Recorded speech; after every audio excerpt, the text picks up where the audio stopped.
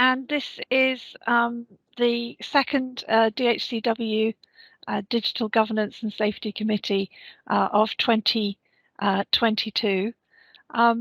We've got a lot on the agenda, so in the interest of time, I'm going to ask everyone to introduce themselves when they come in and present their items. Or if you ask a question or you have a comment earlier, please introduce yourself then. For the first time, we are being recorded today for future transmission on the DHCW website. In the interest of transparency and accountability, we're going to be making these meetings available to the public, which is exciting. I always wanted to be Shirley Bassey, so this is my opportunity to bit of a movie star today, and all of you too. I want to welcome those who are joining and taking an interest in our governance today, who are going to be watching the recording.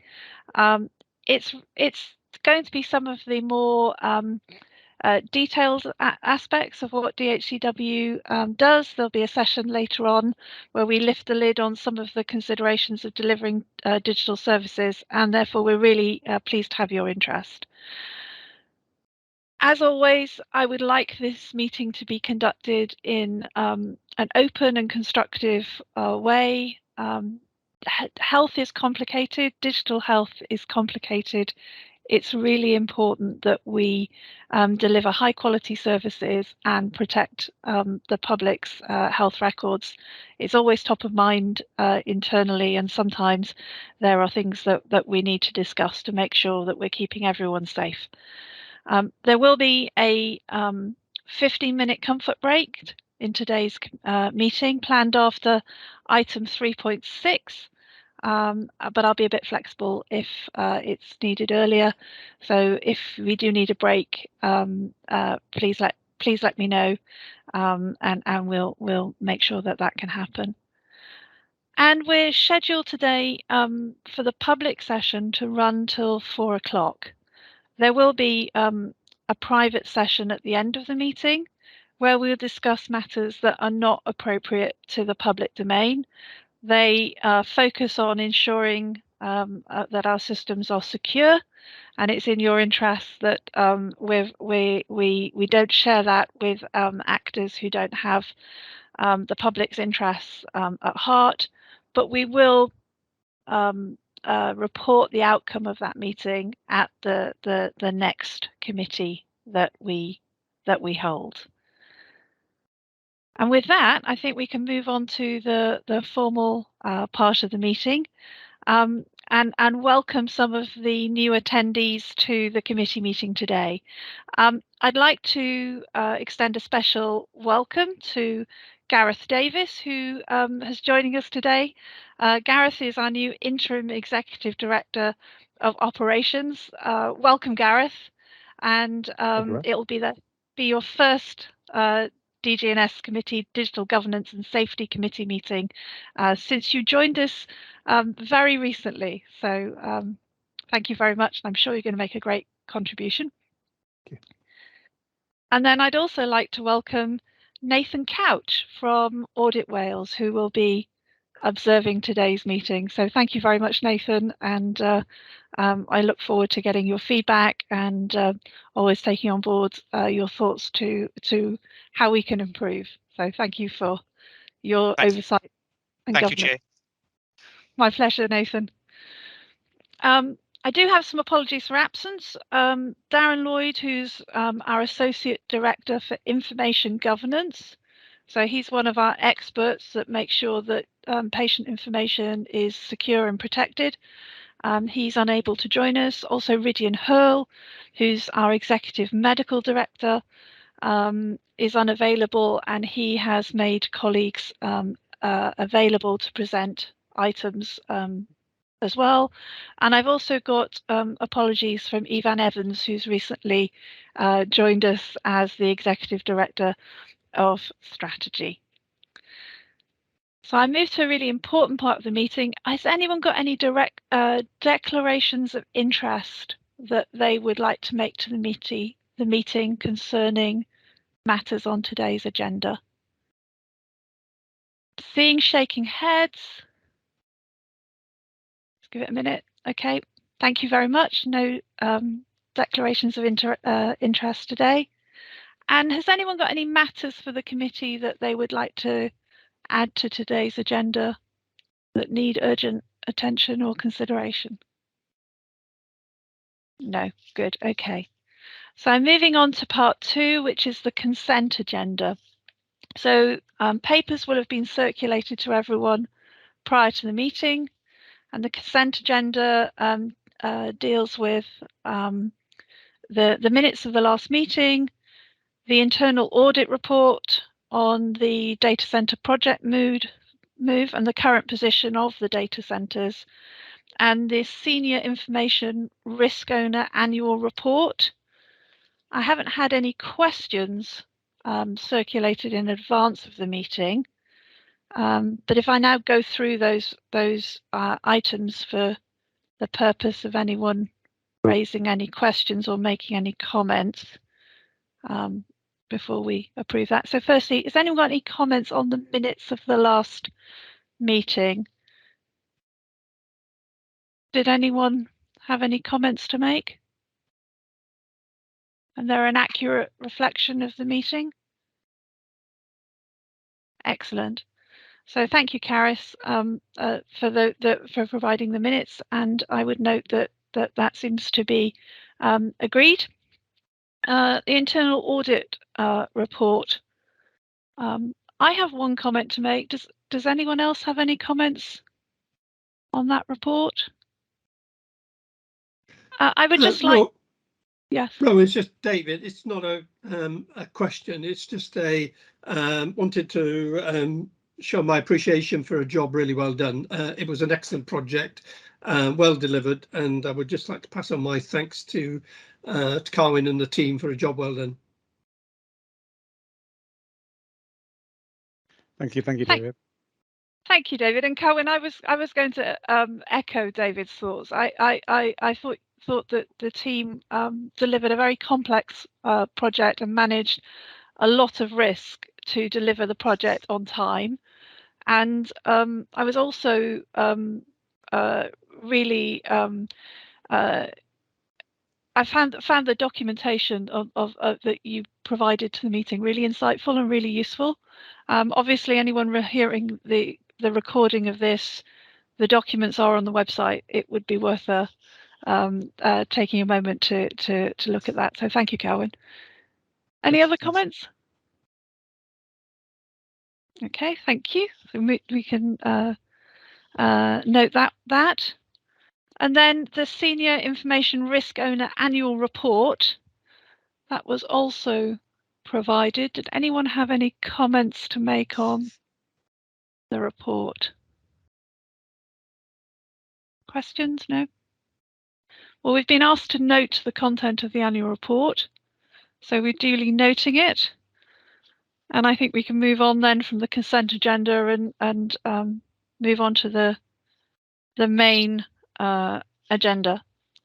So the first part of the main agenda is for me to note the actions arising from the last meeting. There is an action log as supplied as part of the documents for the meeting, and you will see if you refer to them that all of those actions have been closed. So thank you to everyone who has picked up those actions and delivered them. And now if I can move on to the forward work plan. Oh, sorry, David. Rowan, yeah, just a comment or an observation. Pleased to see that all of the actions were closed. The one around the remit of DHCW with regard to social care data, I note has been closed, but it didn't actually say within the action table what the clarification was that we were seeking from the action. So it would be helpful when we close the action just to put a very brief summary of the outcome of what was resolved. So that's an excellent point, David. perhaps we could ask for a note to be included in the minutes, Chris, with that clarification. Happy to do that, Rowan. Thank you, Chris. And Chris, if I can ask you to introduce the forward work plan so we can have a bit of a discussion around that. Thank you very much. Yeah, so the forward work plan, colleagues will be familiar with. There are a number of standard assurance items that come to this committee. There are a number of items that have gone on to the forward work plan since the last meeting, some of which are being taken today and some of which are scheduled for later in the year. I'll just highlight a couple that came through an agenda planning meeting with yourself, Chair, and the lead exec for the committee, Rydian Hurl. So patient identity is being taken today. That will be followed by a session on staff identity at the committee meeting in August.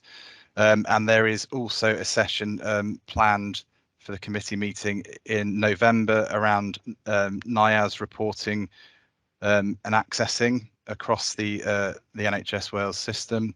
And then our February meeting, we have a session planned to review information governance and cybersecurity training across NHS Wales. Those are all items that are new to the forward work plan. They've been added since the agenda planning meeting that we held 4 weeks or so ago. I'll just quickly recap some of the items that have been added onto the agenda for today. So a couple that we've covered in the consent agenda, the Senior Information Risk Owner report and the internal audit report on the data centre transition move. We've got a research and improvement strategy update. The Welsh Information Governance Toolkit is also part of the IG assurance item. And then a couple of items for later committee meetings, one being the IP policy that was discussed at the previous committee meeting. That's been scheduled on now for a future committee meeting to come back at the request of the last meeting, so the intellectual property policy item. Happy to take any questions, Rowan, on the forward work plan. So Gareth. Yes, thank you, Rowan. I just want to clarify on the appendix that was issue 3.2i, the last row, I'm assuming would need to say 2023. It follows sequentially, and then the last row, it's the 2nd of February 2022, but I assume that needs to be 2023. It does, thanks, Gareth. Yeah, that needs to be updated. Small point, thank you. Thank you, Gareth. I don't think we have the budget to invent a time travel machine. So yes, well spotted, and good attention to detail. So thank you very much for that. Does anyone else have any comments or? So for the benefit of anyone who may be listening to the transcript, this forward work plan is a live document. We will discuss it between meetings and add things to it.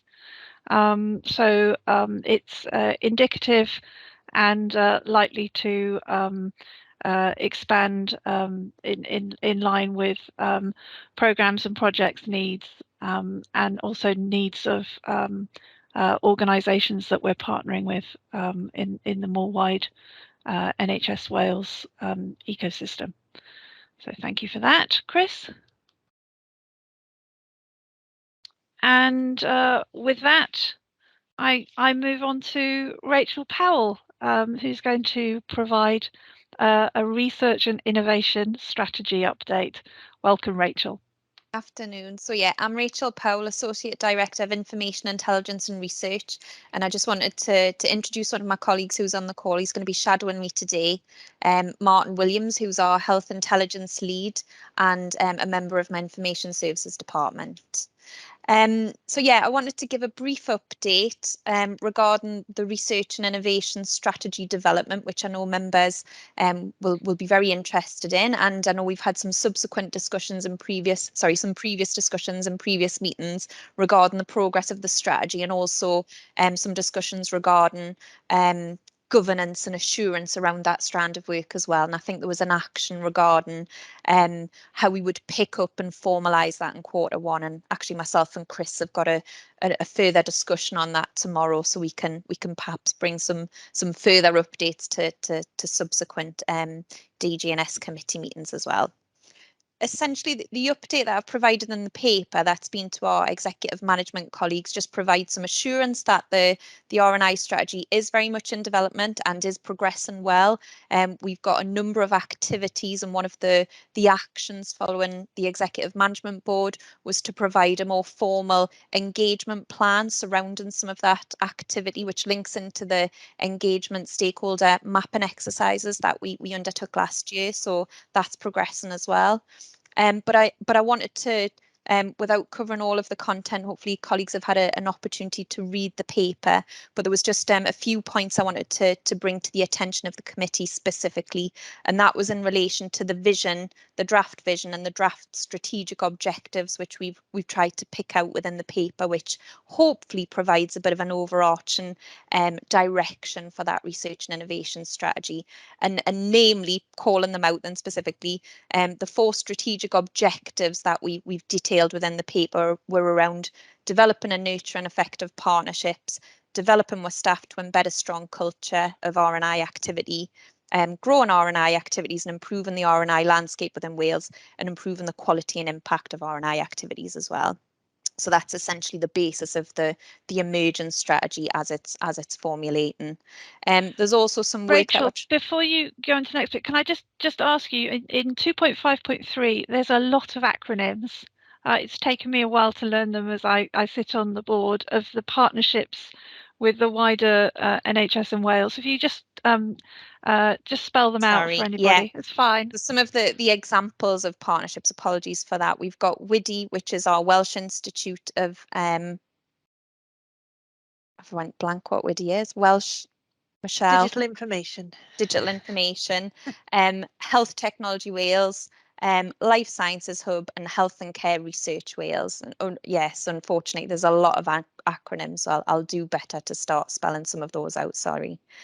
But the final points I wanted to cover then, so as well as the developing R&I strategy, we also have a number of streams of work progressing alongside of that in terms of formalising what R&I function within DHCW, and we've just finalised some job descriptions, which hopefully we'll take them out to advert soon. So we're developing what capacity in the team in that space, which is really welcomed actually. And as I said, we've got some process and people around that function, which is great news. And also some KPIs as well. So we've got some key performance indicators to start measuring the performance in relation to the R&I activity. So I just wanted to bring that very brief update to the board, to the committee for information at this stage. But as I say, as the plan and the approach is developing, we're hoping to put some more formality in. And currently we have an R&I working group that's overseeing a lot of this activity. It actually convened this morning, but we're hoping to bring a formal route into the Digital Governance and Safety Committee to oversee some of that work as well. Any questions? So I'm looking around. Yes, David. Thanks for the update, Rachel. I appreciate the good work that's been going on. A couple of questions. I'll start with the easier of the two. So could you just give me a view of when you think it'll be completed and either brought to this committee or the main board for approval? So we have some milestones, David, in the IMTP, and I think we've scheduled September 2022 was the date that we were working towards to finalise the strategy. So obviously need to work backwards in terms, which I can't do off the top of my head now, but yeah, we'll make sure we hit the right committees and formal meetings to sign that off and approve. Okay, great, thanks for that. The other thing is just some clarification. So we had an audit action previously, which has been closed, around just defining better the scope of what's in your department and what is the scope of the NDR programme, which has now been closed, which is great. But I was just seeking clarification of what sits where, basically. So One of the things we'll need to do going forward is to develop our advanced analytics capability, develop capability around artificial intelligence, in order for us to do data innovation and then drive value from the data that's in NDR, which is one of our key strategic aims. And I'm just seeking clarification of whether that sits with you or it sits with the NDR programme, or whether it's a joint endeavour. So could you say a few words about that? I think it's probably more in the joint endeavour space. I think you've it's a good question, and it's probably not straightforward to answer, but I do think we're going to be working very collaboratively, the NDR and DHCW, as you say, that the rich data that's going to form part of NDR, we will in time, DHCW Information Services, be a customer of that, and we'll be looking to seek opportunities how we can utilise that in the best way for R&I purposes, and as you also mentioned, growing our capacity and skills and capability in terms of advanced analytics. It's something that we're already occupying that space now. So I think the simple answer, if you like, is we're working jointly, and we're developing the plan for how that will evolve, but both teams, NDR and DHCW, ISD and other teams, are working very closely together to work out what that'll look like. But we're working jointly on other groups, and we're not waiting either, is probably the good message to take away from that. We're working on things now. So yeah, I think it's an exciting space to occupy, but a lot of this being worked through now jointly. Okay, thanks, Rachel. It would be helpful if you could include that within the strategy once it's produced, even if it's outside of your immediate scope, just so we get a complete picture of how this is going to work. Of course. Okay, and just to add to that as well, David, because it's a good point, but I think we've mentioned NDR and DHCW ISD. I think as part of some of this R&I strategy, we're picking up conversations with strategic partners, and there's a lot coming over in terms of the UK clinical research strategy in terms of what Wales can offer, and that's not exclusive to NDR or ISD for that matter. We're looking at collectively what the offering is from Wales, and we're very much participating in those conversations and trying to help map out what the data landscape is, both from an NDR DHCW perspective and broader. So we're very much a key collaborator in all of those discussions. Thanks for the clarification. Thank you, Rachel. Are there any other questions or comments for Rachel? I have one or two, Rachel. I'm sure anyone else? I'm not surprised. So thank you, Rachel, and I know this is a work in progress. So I had a couple of comments. I think you know the 2.5.9, the point about the increased use of e-library and online resources, encouraging and embedding evidence practice throughout all of DHCW business activities.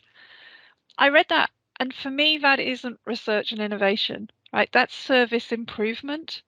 And it's not that I disagree with it, but I feel that we need to land that point in the wider how we do work at DHCW. So I'm going to ask you to give some thought to how that perhaps is aligned and threaded through more of our organisational activities than to find it in the R&I space. Because absolutely we should be using more of the e-library and online resources, but I think we're a data and digital and evidence-based organisation, so that runs through everything that we do.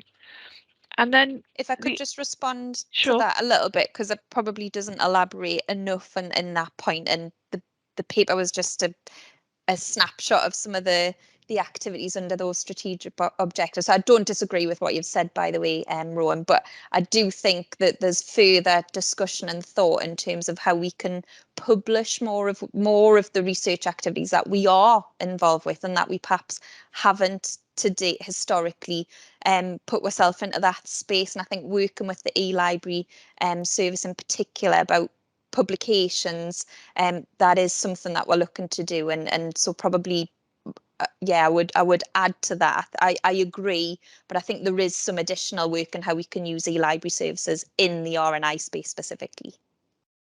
Yeah, and I would like to see some peer-reviewed publications, because that's a very important way of driving adoption for new insights and into clinical practice. The second ask I have, which is not for now because I don't think we're at that stage, but it's going to be really critical going forward, is there's going to be a lot of opportunity to do research and innovation, and all sorts of places that we could put resource in. We're going to need some mechanism of prioritizing the projects that we can do, the themes, and I think that needs to be made explicit. So I would like to see that included in the next round of this document. Absolutely. And front and center. Yeah, agree. And I think that would also help people who we're going to collaborate with see how we're going to make decisions, and that's again part of being open and transparent. So thank you. Thank you. Anything else before we move on? No.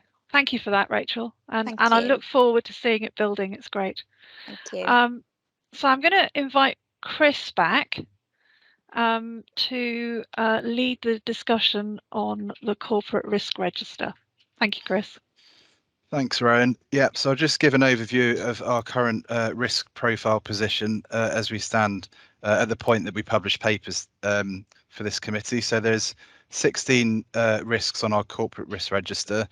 As an organisation, we've taken a committee allocation approach to corporate risk. So each committee of the board has responsibility for oversight and scrutiny of risks that relate to their area of responsibility. So for digital governance and safety, there's 13 risks for consideration by this committee today. Should say the majority of those will be considered in the private session later, but there are 5 public risks that are set out in item 3.4i of the papers. I'd also just like committee members to note some of the changes since the last committee meeting. So there have been a number of new risks added to the corporate risk register as set out within the paper. Again, these will be considered in the private session, but a number of risks have been removed as well. So I just wanted to work through those in the context of the previous 3 committee meetings, where we had a deep dive initially into the information services risks. We then had a deep dive into the information governance risks, and at the last committee meeting we had a deep dive and a fair bit of time was spent on the infrastructure risks. So those are set out. The majority fall into the infrastructure category, those that have been removed recently, so which I want committee members to be aware of. The first one, infrastructure investment, that was discussed at length at the last committee meeting, and I wanted to make committee members aware that there is a digital inflation and a cyber cost pressures risks that have gone on to the risk register through our finance directorate. So the table sets out those risks removed. As I say, the majority infrastructure related. So I'll just check if, Carwyn, do you want to talk through where each of those are at in terms of those having come off the risk register? Probably just on that one in particular, Chris, I think it was 0201, wasn't it, that came off about the infrastructure investment, because we did discuss last time about the fact that we might need more investment, to drive through stuff, but the risk was particular around access to capital to replace aging legacy infrastructure, and we've had a reasonable amount of capital over and above our allocated amount in previous years, and we managed to bring forward one procurement from this current financial year, into the one that's just ended, which has helped with that. So that's the risk that's come down. But like Chris says, we have added additional risks to reflect other, cyber and general capacity. I've got one on general capacity to do kind of infrastructure planned maintenance work. So that isn't on the corporate risk register yet, but it's a candidate to be escalated there. So as we begin the financial year, we feel in good good, reasonable shape, although we are watching those risks in the lower levels of our corporate risk register, just for, again, people who may be watching the recording of this meeting. There is an escalation level. The executives and different directorates within DHCW will manage risks, and they will bring them to this committee if they reach the amber and red levels for oversight and discussion and an exploration of how we can mitigate them, and if further resources need to be found to mediate them. So thank you for that, Carwyn. And I would also just like to say thank you, because we are now seeing some of these risks moving down in level. For a long time they'd sat quite high, but I'm really pleased to see some progress. Though in the private session, I will obviously spend a bit more time on those new risks and discussing those. So thank you for that, Carwyn. Has anyone got any comments on the risks, David? Yes, thanks, Rowan. Thanks for the brief update, Chris, Carwyn. A couple of questions, if I may. On the Canis risk, we've basically got a plan to deliver some new capability by the end of May, but we're not going to be able to go live at the end of May. Is somebody able to give me an update on what the issue is and what the new planned go live date is? Yeah, this risk. Sorry, Michelle. I think. Did you want to come in on this one? Can I ask Michelle, and then Chris, you can. Sorry, it was whether you wanted me to feedback on the cancer replacement, because I was going to pick it up under the projects portfolio, if I understood your question there. Happy to leave that question for later. Thanks, Michelle. Should we take it on the projects? Yeah, thanks. Yeah, yes, why not? And then the other question I had related to two of the risks, one around DHW functions and the other around data promise. The next action to move that forward is a meeting with Welsh Government in July.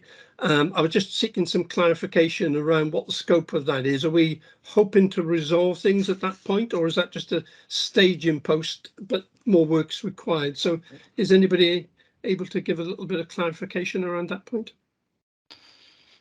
Yeah, and Darren's not on the call today, so Cora, I don't know if you're cited on this. The letters that have been corresponded through this committee, David, to date through the chair, have obviously asked for some confirmation of timescales on this.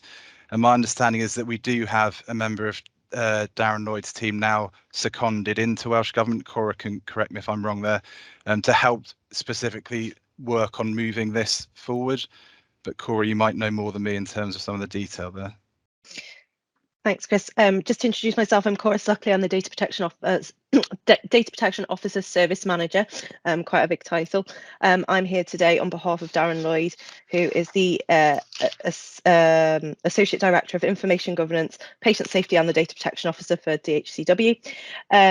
In terms of that question, Chris, I don't have a full update. I can take that away, David, and we can bring a full update back on the progress and the planned outline of that meeting with Welsh Government colleagues. But Chris is correct in that we do have a member of our team who has been seconded into Welsh Government to support their portfolio of work in this area, and we should have some more update for you shortly.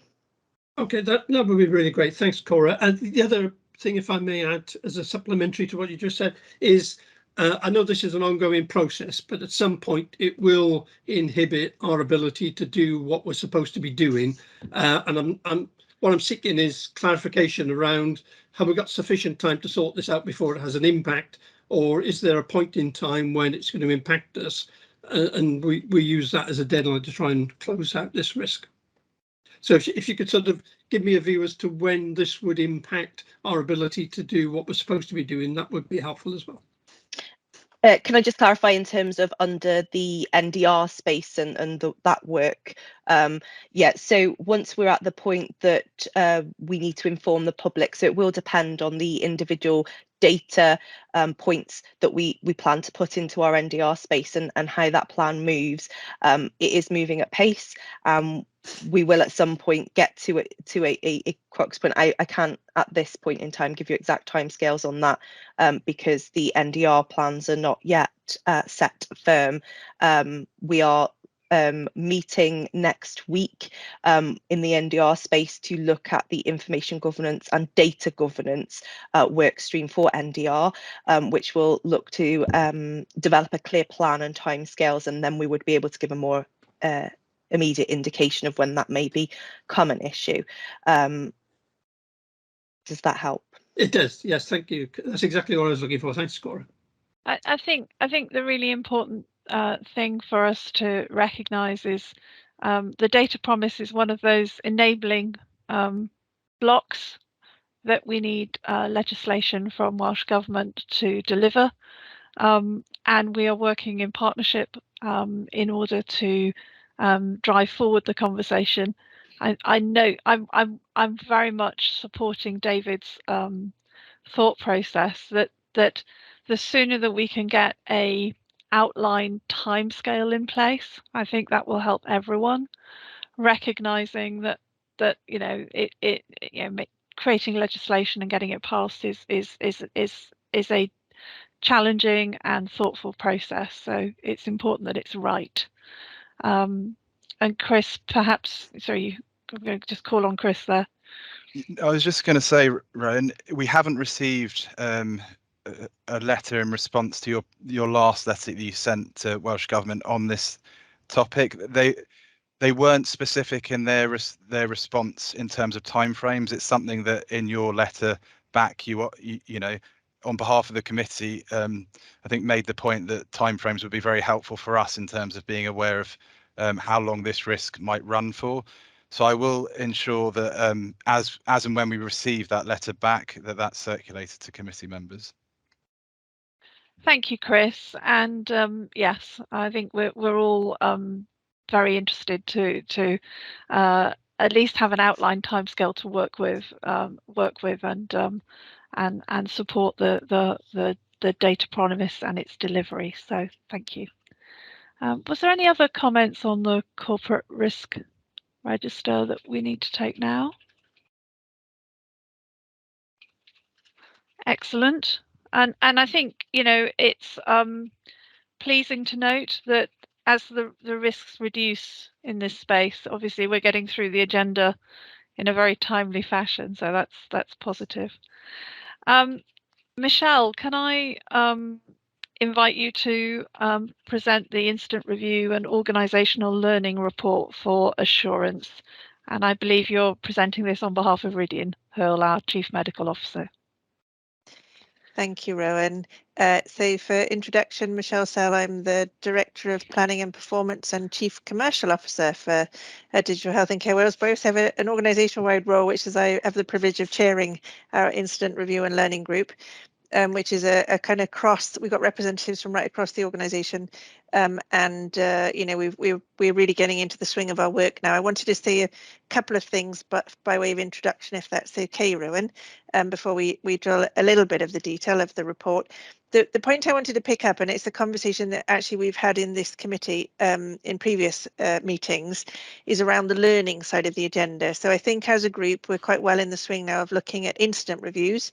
We've got very well established processes, and we have really good discussions in the group and feedback, particularly from service management colleagues, in terms of the way that we've reviewed and addressed incidents and the actions and learning that come out of those.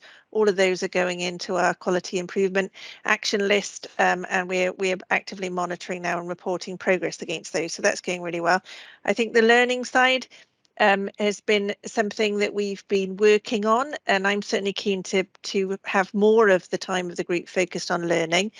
We've had a subgroup which Julie Ash has helpfully been leading for me, which has looked at, you know, ensuring that we've got the widest coverage. So we're not just focusing on our particular technical areas, but we're looking at all aspects of the organisation, and also looking at other examples and best practice from other sectors to make sure that we're maximising the learning opportunities. We've got an issue that we're looking at particularly at the moment, which has arisen from a workforce channel actually, and I'd expect to provide some feedback to the committee at our next meeting in terms of the learning that we've taken from that. So it was just to say the report is still quite technically focused, although it does cover all of the notifiable incidents, to be fair, so it covers the scope, and learning is something that we're really keen to drive forward now, and to think about that a bit more laterally really, and think about the opportunities to cover that. With your permission, Rowan, on that note, I'd like to bring in Keith Reeves, if that's okay. So Keith runs the group with me, and has put together the report for us. So any key points that Keith that you wanted to pull out in terms of the detailed report for the committee? Okay, thanks, Michelle. So by way of introduction, I'm Keith Reeves. I'm one of the service management team managers. General highlights from the report. So this is a Q4 report, but also takes into consideration the last financial year. So throughout the year, we've actually had no notifications of national reportable incidents. So these are incidents where it requires escalation up to legislative or regulatory bodies. Within the last quarter, we've undertaken, or we're in the process of undertaking 11 reviews. But generally over the year, we've undertaken 27 and completed 27 reviews. There are still some which are as part of a backlog. These reviews do take quite considerable time to pull together, depending on the complexity of the investigation. Within the last quarter, there have been 5 complaints. This was up on the previous quarter, but complaints is something new that we're bringing into the Incident Review and Learning Group. And again, as Michelle said, so that we can identify what the learning is for them.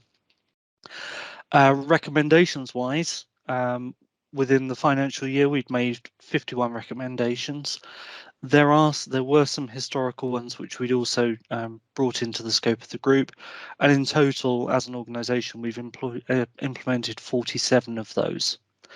So I think generally we are making progress on those. Now, for the benefit of the report, there was one recommendation where we had a target resolution time. At the time of writing the report, that resolution time hadn't been met. So this was the implementation of improvements to a service status page to allow the health boards to identify which services were available on a red, amber, green status. We've now completed that, but there will be, based on feedback that we've received, there will be further improvements which we'll make as part of a wider improvement on our incident review, or sorry, the incident management process. I think generally that's everything covered. Are there any questions? So Keith, you mentioned that we're one of our activities is trending upwards. We're always sort of trying to make sure the reports are self-contained. Do you have the information to hand to just, you know, what was the previous number of incident, not national reportable incidents, but technical reports that you were doing in the previous period? So I think you said it was trending up. So this was for complaints. So for the previous quarter, there was one complaint. This is now we've had 5 in the last in Q4. So I think that's really the trending. We can bring together trending for future reports, and that may actually be a worthwhile measure for the board, just so that they can see if there has been an increase or a decrease. As I say, I mean, we do have the backlog, so there will be probably a possible increase. It depends on how many. I mean, it depends on how many incidents we have in the period of time as well. Does that yes, help? Yes, it does, and I'm keen to kind of get the sense of trending going, because it's an early signal in terms of the quality of our services. So we don't need to get into the substance of the complaints, but I might imagine a complaint could arise because we've had a particular issue with a service being available. I don't know, it's crashed and we haven't got it back very quickly. You know, that needs investigating and reporting, and you know, in that time frame, it could be that you know, we've made upgrades to the hardware to address that. And I'd want to see, you know, some sort of be able to track that not only the complaint has been investigated, but you know, we've had those actions flow throughout the organisation, and whatever we've done to address the complaint is having an effect on the level of complaints. Also, if for whatever reason, and you know, it's because services are being used more, we're getting more complaints, it can be positive too. But I think unless we see those patterns, we can't have a discussion about it. Yeah, Michelle, you've got, sorry. I was going to say that's fine. It's something that we can incorporate into future reports. I think. I think for the last year, it's been getting the structure of the reports in place, and now we're in a period of improvement. Exactly. And it's very much a work in progress, and we're always trying to improve, so that's great. Michelle, you had a point or comment. Yeah, thank you, Rowan. It was just by way of that conversation. It's interesting, and we'll look at that in terms of the report, and we may want to provide a bit of drill down information. Complaints per se, don't tell me I'm wrong now, Keith, because I haven't got it in front of me. They're not always about our service provision, and in fact, I think what we have seen is an upward trend in that two things, which is good. I think as an organisation, it feels that we're much more visible now, which is a good thing, I think, and through COVID and other things, we know that our level of visibility has risen. So sometimes people contact us for things that aren't necessarily within our remit, but because we've got that visibility now, they do that. So there's certainly some of that in the list, and I've seen that. And obviously some of the issues are more kind of general than in relation to a specific service provision, which tends to be managed through our service desk and other mechanisms. So it's a really helpful point. I think what I'd like to do is take back to the group. How do we present that in a useful way? So how do we reflect on those different parameters and present something back, so that, as you say, the you know, you can then kind of get that oversight and that perhaps a better understanding from the data about what's going on, and whether it's something that we need to focus more attention on. So happy to take that back. It's a good discussion and learning point. In fact, I think for the group to reflect on how we consider those different data points, perhaps, and come back with something a bit more meaningful. Thanks. And thank you, Michelle, because in asking for that information, it's not because you know, we're looking to find out, you know, as you made the point, you know, there are good reasons that some of those numbers will go up for reasons other than, you know, lack of quality of services. Carwyn, I'm sorry I picked on you, and please, can I ask you to make your point now? No problem at all. So I was just gonna say that I didn't introduce myself last time either. So I'm Caroline Jones, Director of ICT and Digital Business at DHCW. So I was just going to say that the information on our any significant incidents, technical incidents that we have, are reported at the SHA board. So through the management board structure, but reported at the SHA board as well. So the information is there if anyone wants to go and take a look at that. thank you, Kerwin, and we do have quite a good discussion when that information is presented. So thank you for the signposting. Are there any more comments on Keith's report? Thank you very much. So let's move on to 3.6, which is the assurance reports. So Cora, can I ask you to present the first one, which is the Information Governance Assurance Report? Thanks, Rowan. So hopefully everybody's had a chance to have a quick look at the assurance report, which the committee is asked to note. This is split into 3 specific sections that links to the information governance strategy. Those are effective national governance workstream, the National Information Governance Framework workstream, and the corporate compliance. So I will briefly cover each of the sections.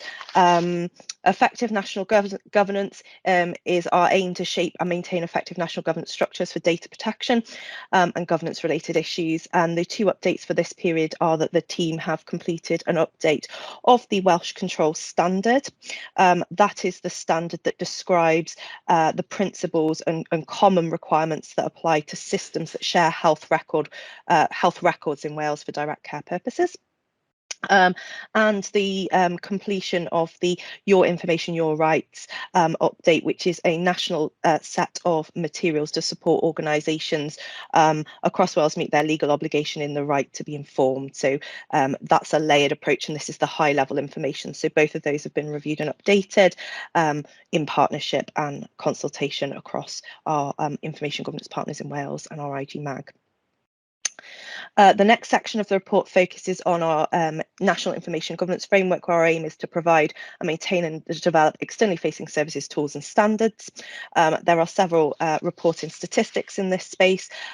So during the reporting period, we have had 3 completed data protection impact assessments. So a DPIA, or data protection impact assessment, assesses data protection risk across some of our systems that we are introducing.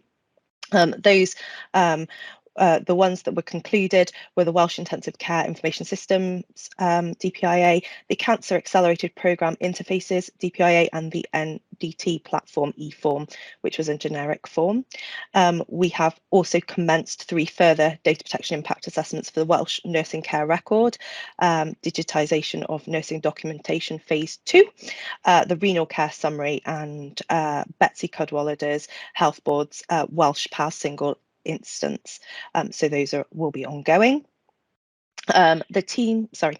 Correct. Can I just you're so expert in your field. You're using acronyms. So I'm just going to yeah. I think the MDT is a multidisciplinary team. Yeah. Apologies. Yeah. That's okay. I think it's important that we just try and remember that there may be a wider audience than just us today. So thank you.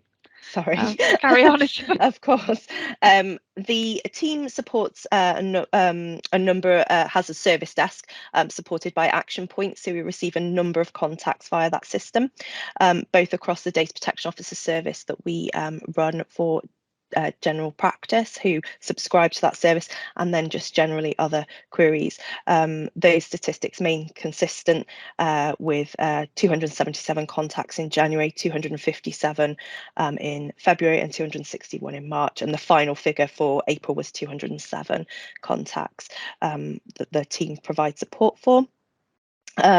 The Welsh Information Governance Toolkit was completed and submitted by Digital Health and Care Wales for our 21-22 submission, but that will be covered fully in the next agenda item. We have had 2 information governance incidents, put my teeth back in the reporting period, but there was no requirement to report those externally. So reporting to the ICO would be required where there was significant risk or impact to the rights and freedoms of individuals, and those were assessed to be non-reportable. We deal with freedom of information requests, and we had a total of 19 in the reporting period.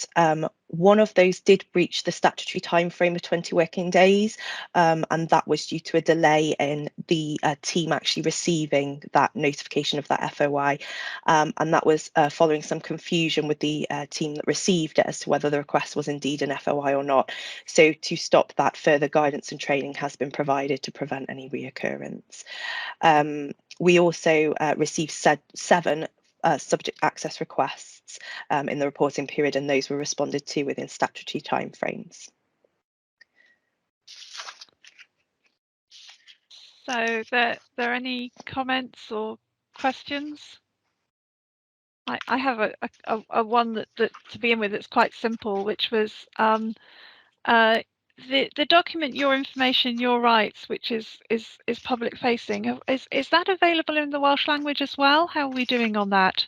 It is available in the Welsh language, or it is translated and presented in both languages. So yes, if it's not already, it is in the process of Welsh language translation. Thank you. Any other questions on the document? I just had one, which was the information governance calls to Action Point. Yeah, April was noticeably quieter than. Have you got any sense as to why that might have been? We had significantly less, both on the DPO service, mainly that came in at, I think, bank holiday weekends and Easter impact our calls, because many of our practices will have significant leave in our practice managers, who tend to be the people that contact. So looking at the split of data, DPO calls were significantly lower in that month, and that's normally what we see with holiday variation. Okay. And the DPO calls are to do with calls from general practice? Yeah, so our Data Protection Officer service is a subscription service for general medical practices, and so we provide about 85% coverage across Wales of all GMPs. So they come to our service with a range of questions and queries. Thank you.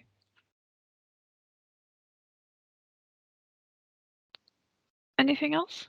Any other comments?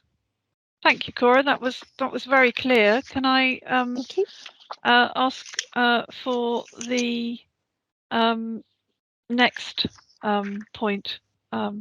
Of course.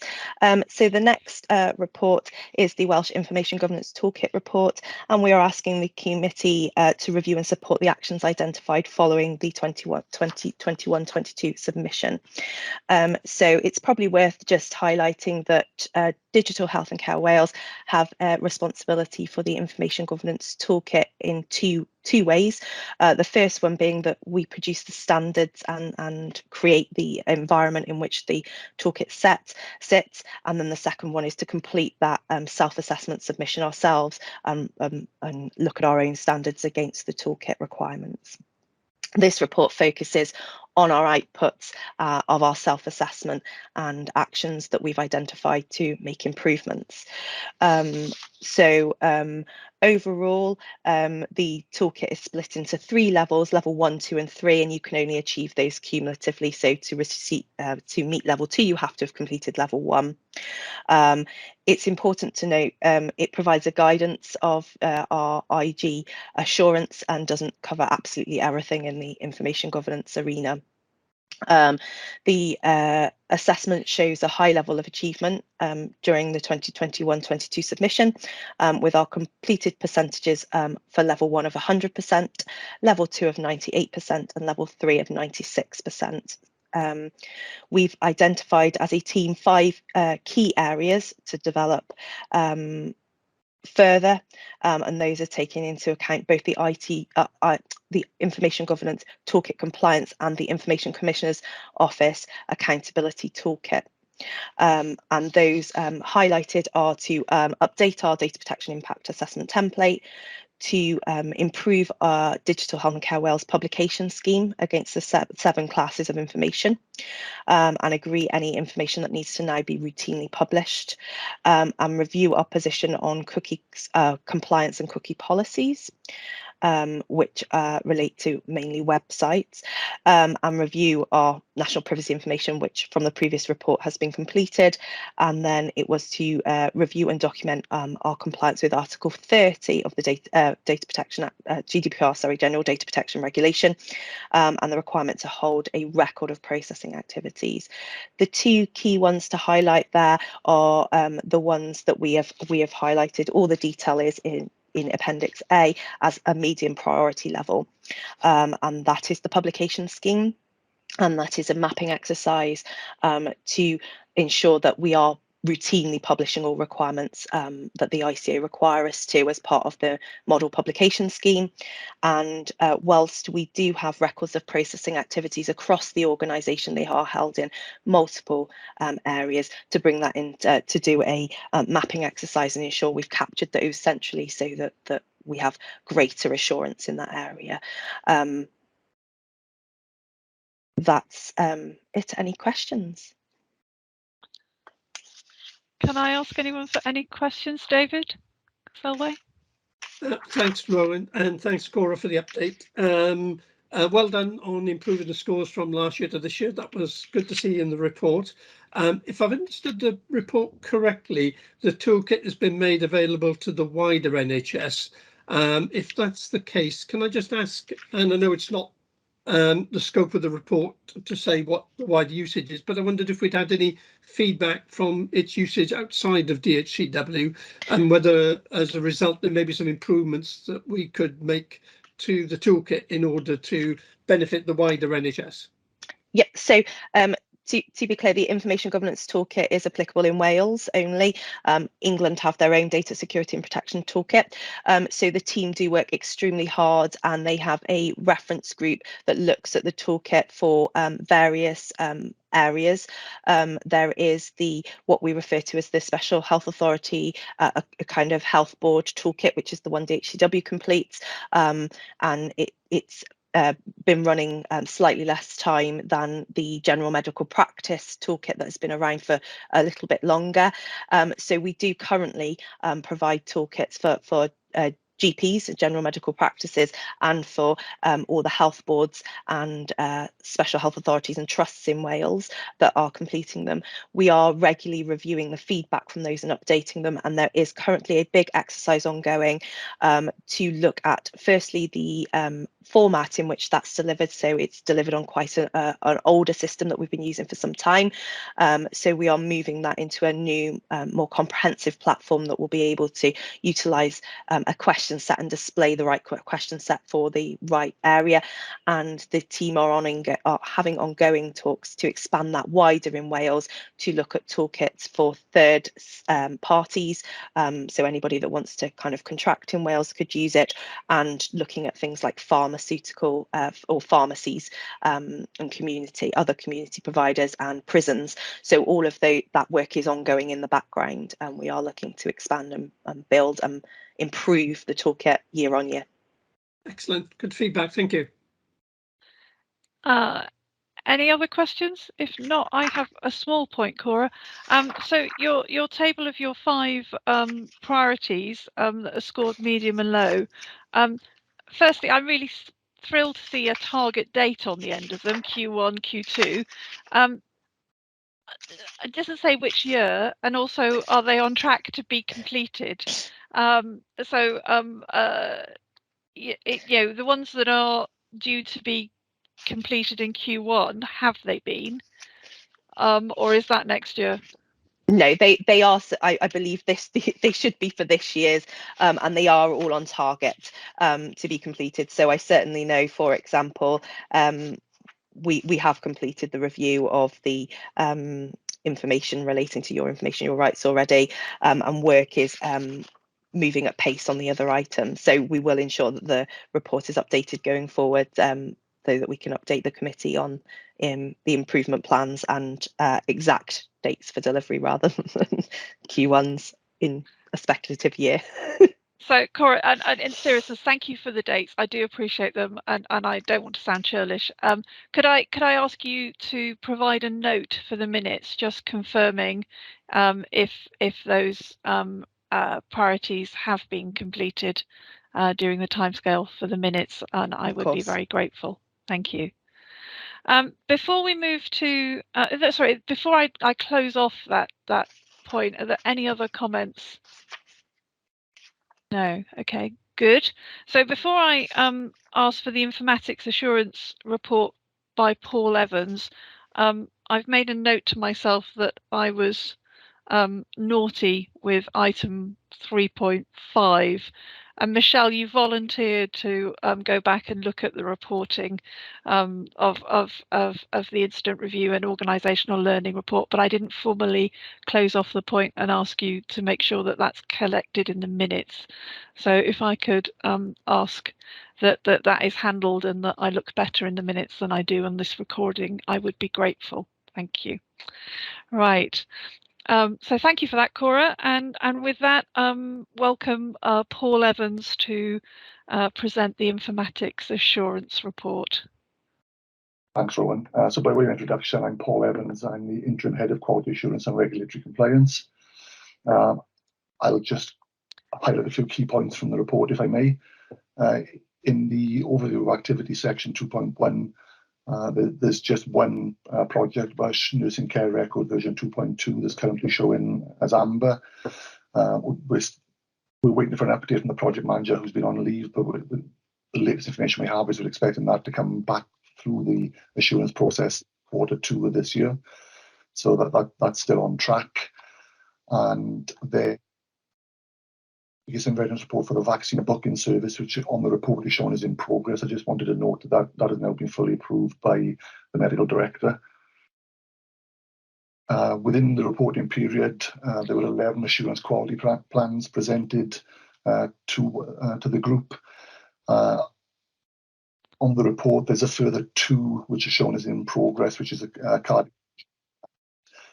single instance of Welsh PAS, which are marked as in progress, but they've also now been completed. So we just have one outstanding assurance quality plan that's just waiting for the last statements from assurance leads. And there were 5 safety case and readiness reports presented in the period. And as I previously noted, the vaccine booking service, which is shown as in progress, has been approved. So all 5 of those safety cases have been fully approved by the medical director. And just one last point, really, in section 3.1, there's still one piece of retrospective assurance around the COVID pass that's a submission to WIAG. We were hoping for that to have come during this quarter, but there were a number of other retrospective assurance activities being completed by the project. So the resources have been focusing on completing those assurance activities rather than bringing the final retrospective paper, but we're expecting that during Q2. So thank you, Paul. It sounds like you're on top of it as usual. I'm going to remind you, WIAG is Wales Informatics Assurance Group. Apologies.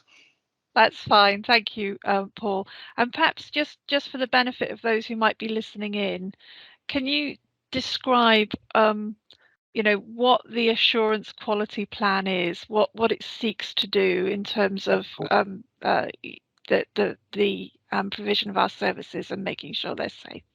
Yes, of course. So the 2 papers I mentioned, the Assurance Quality Plan and the Safety Case and Readiness Report. The Assurance Quality Plan is the first stage of the assurance process. So this is where project managers will present details around their project and seek guidance from the 15 different assurance leads that are listed in Appendix A of the report for the requirements in their specific areas. Once all those statements are in, the project manager will then go away and work through those assurance requirements. And then once they're complete, they'll present a safety case and readiness report back to the group, outlining the work that's been completed to meet the requirements outlined in the assurance quality plan. And that's the paper that each of the assurance leads will then mark as approved. Once the assurance jury reviewed it, I review it within my role as interim head of quality, and finally pass that paper on to the medical director for final approval before the service can go live. And essentially, it's the assurance that enables us to be confident that the digital services we're providing support safe care in the healthcare setting. So it's really important. David, can I ask you to make your question? Yeah, thanks, Rowan. Thanks for the update, Paul. Great report. I didn't have any issues with the report per se. I was reassured by it. One very minor point, which is the WIAG acronym that you've used, and Rowan, as for clarification, is missing from the acronym table in the front, and it did take me a few minutes to go through the document to find out what it meant. So if we could, next time we issue the report, if we could add it to the acronyms, it would just help. Thanks. Yes, of course, no problem, David. I'll make sure that happens. And I hope you'll take that in the spirit it was meant, Paul. We do spend quite a lot of time going through these documents, because I know you all spend a lot of time preparing them, and you know, we do look at them quite closely. So thank you. Any other questions on Paul's report?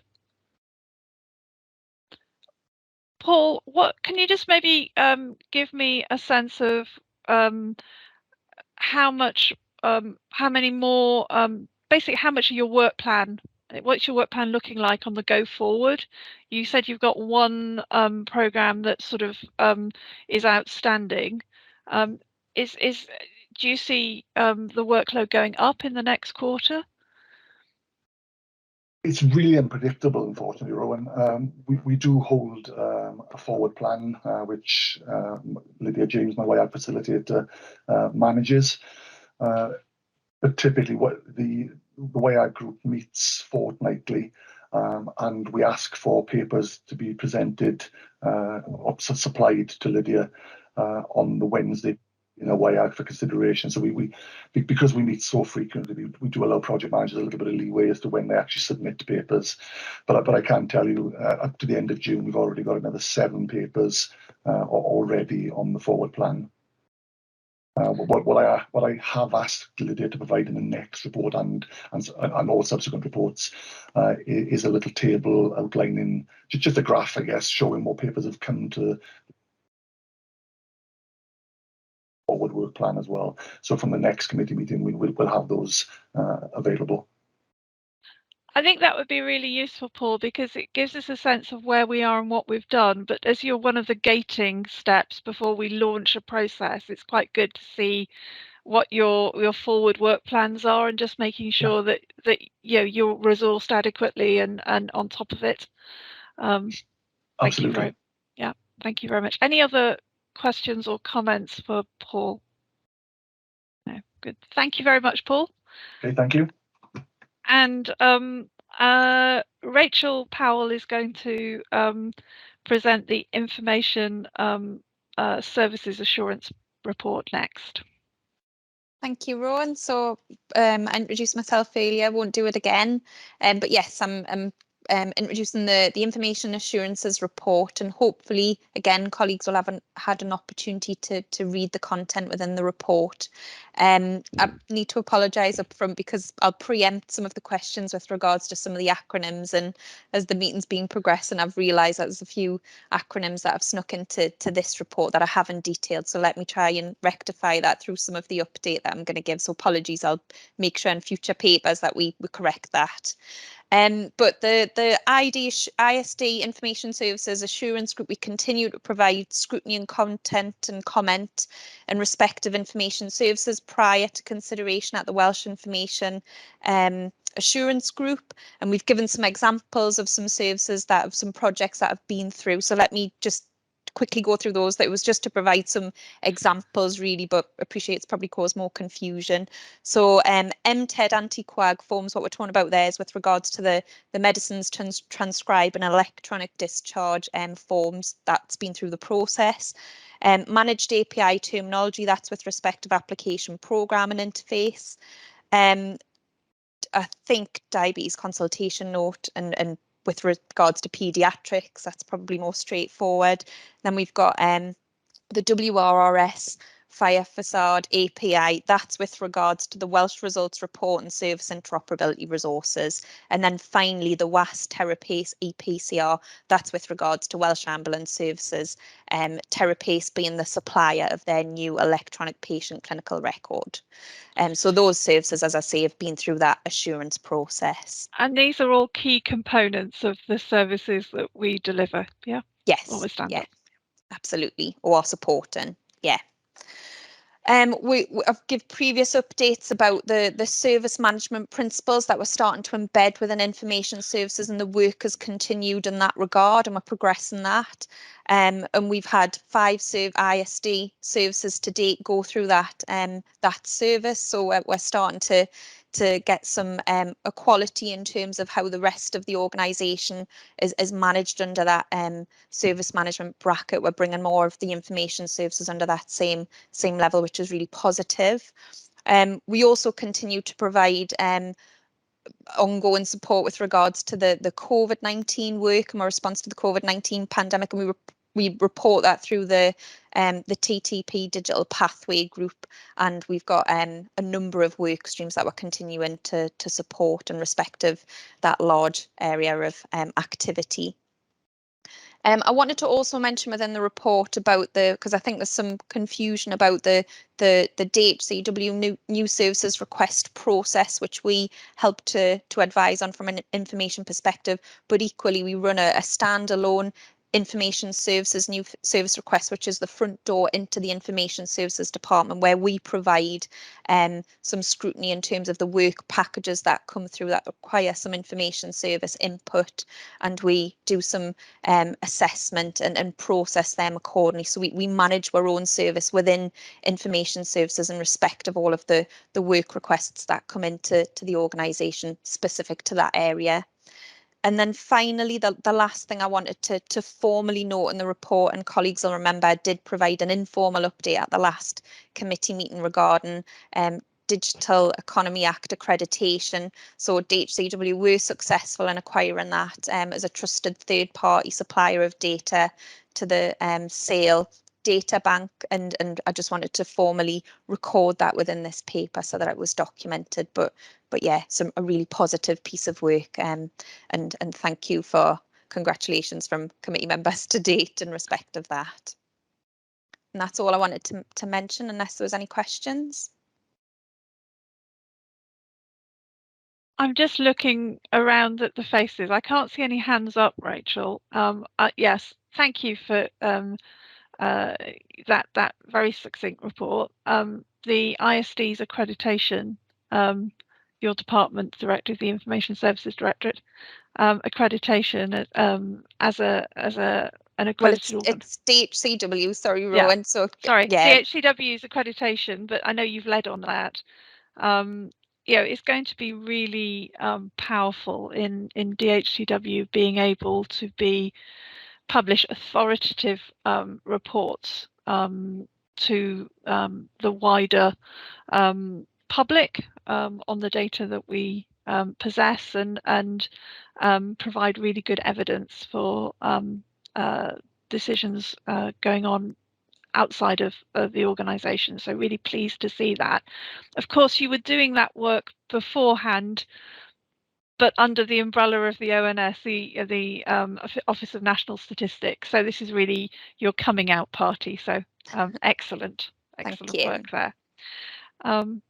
Okay, anything else to add? No? In which case, thank you for a straightforward report. We are ahead of schedule, Chris. So I'm going to give everyone a 15-minute break, 20 minutes. We'll round it up. We come back at 20 to 3. Yeah. Thank you, everyone.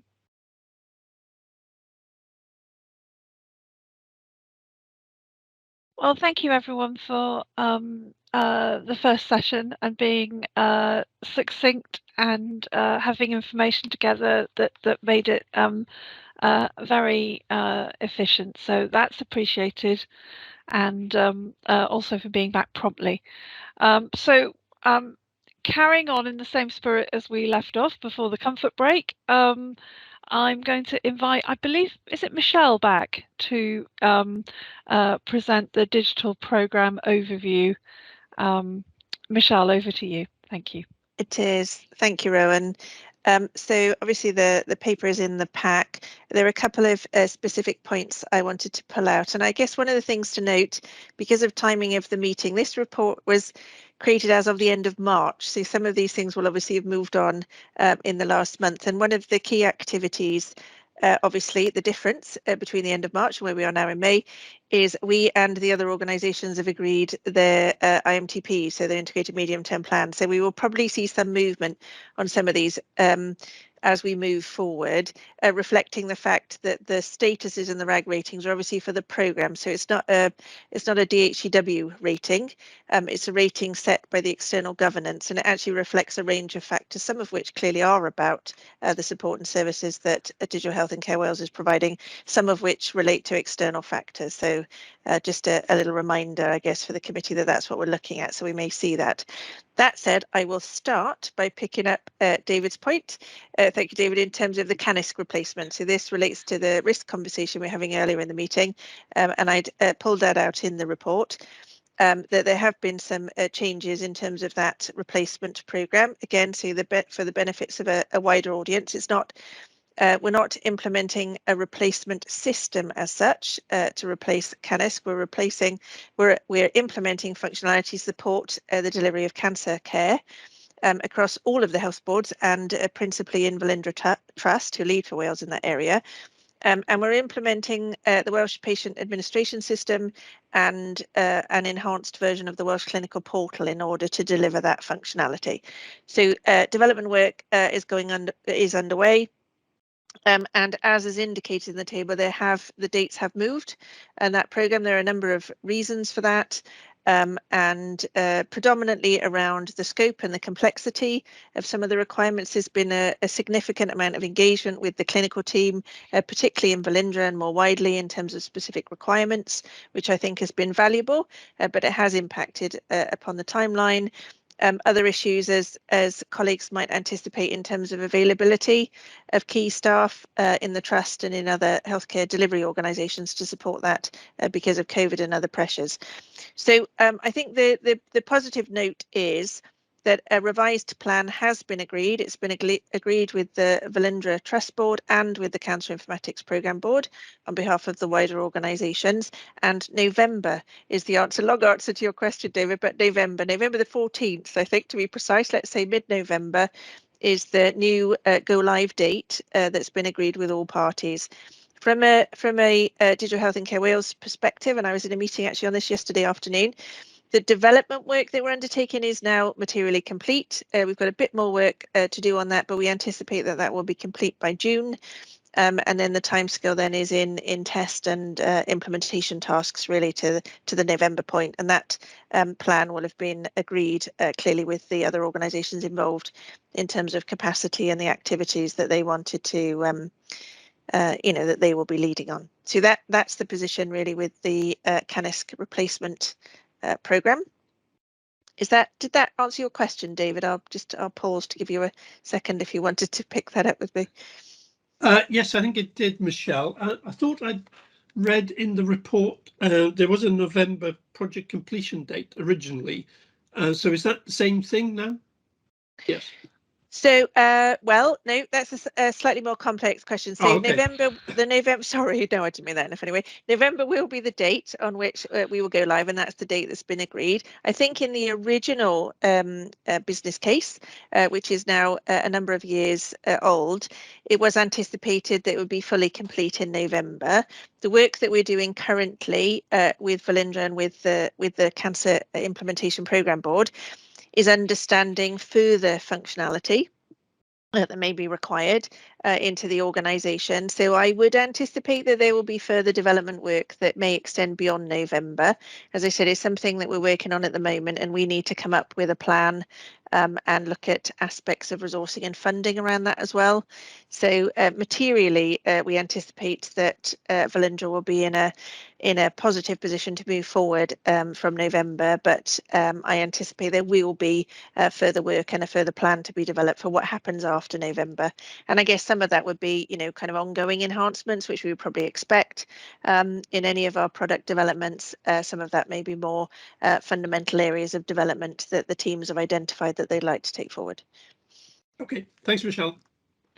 And Michelle, is it fair to say, I think for anyone listening in, that the CANISC system is very much at the end of its life, although it represents a significant investment in development time over a long period of time, and was specially built for cancer care delivery as it was happening in sort of the early part of this century. Cancer medications moved on. People can receive cancer treatments much closer to home or even at home, and being able to support cancer care through our generalizable tools that is supporting wider cancer care not only gives us greater return on the investment we've made, but also more flexibility in terms of clinical service delivery. And so there's a lot of different aspects of change going on in this project that requires DHCW, Velindre and the wider NHS to work together on. So it's quite an orchestration. And obviously it goes without saying that in this field, well, in all fields of healthcare, it's absolutely critical that it's right, and then is continued to develop as the way we deliver medicines changes. Yeah, thank you. That's a really good summary. I think, Rowan, you're right. Fundamentally, it's we're deploying a modern, fit-for-purpose, reliable tool to underpin the delivery of a really important aspect of care. That said, it's care in a particular area, isn't it? And we've linked that into the wider solutions that we deploy, so that we're looking a bit more holistically, if you like, in terms of the way that individuals are supported by the NHS. And I think, moving away from, you're right, it's quite an old system. In technical terms, it was getting a bit long in the tooth, and created some challenges in terms of how we supported it, and certainly how we could enhance and develop it. And I think that was key moving forward. You're absolutely right, how we can create that flexibility and support the transformation of care that our Health Board and Trust colleagues are taking forward.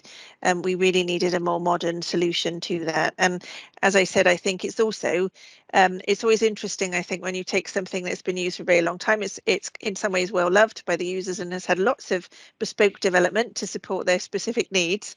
And some of the work that the project team have been doing collectively is to sort of lift that up, a bit more of a fundamental review, isn't it, about what are we trying to deliver, and are there benefits of perhaps further standardization or other ways of working that we could take advantage of. So it's always slightly more complex than the technology itself, I think, Rowan. So yes, I would agree with you, but really good progress is being made.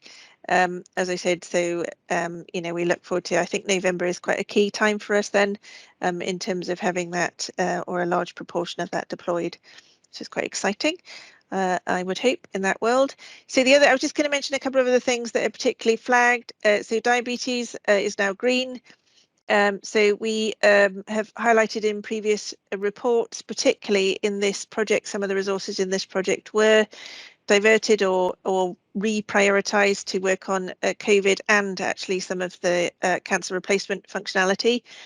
So there was trying to use resources in the areas that we needed to focus them on, really in relation to our priorities for plan. That did have an impact on diabetes, although there is now a revised plan, and that is therefore back in the green and back on track in terms of the activities we need to develop there.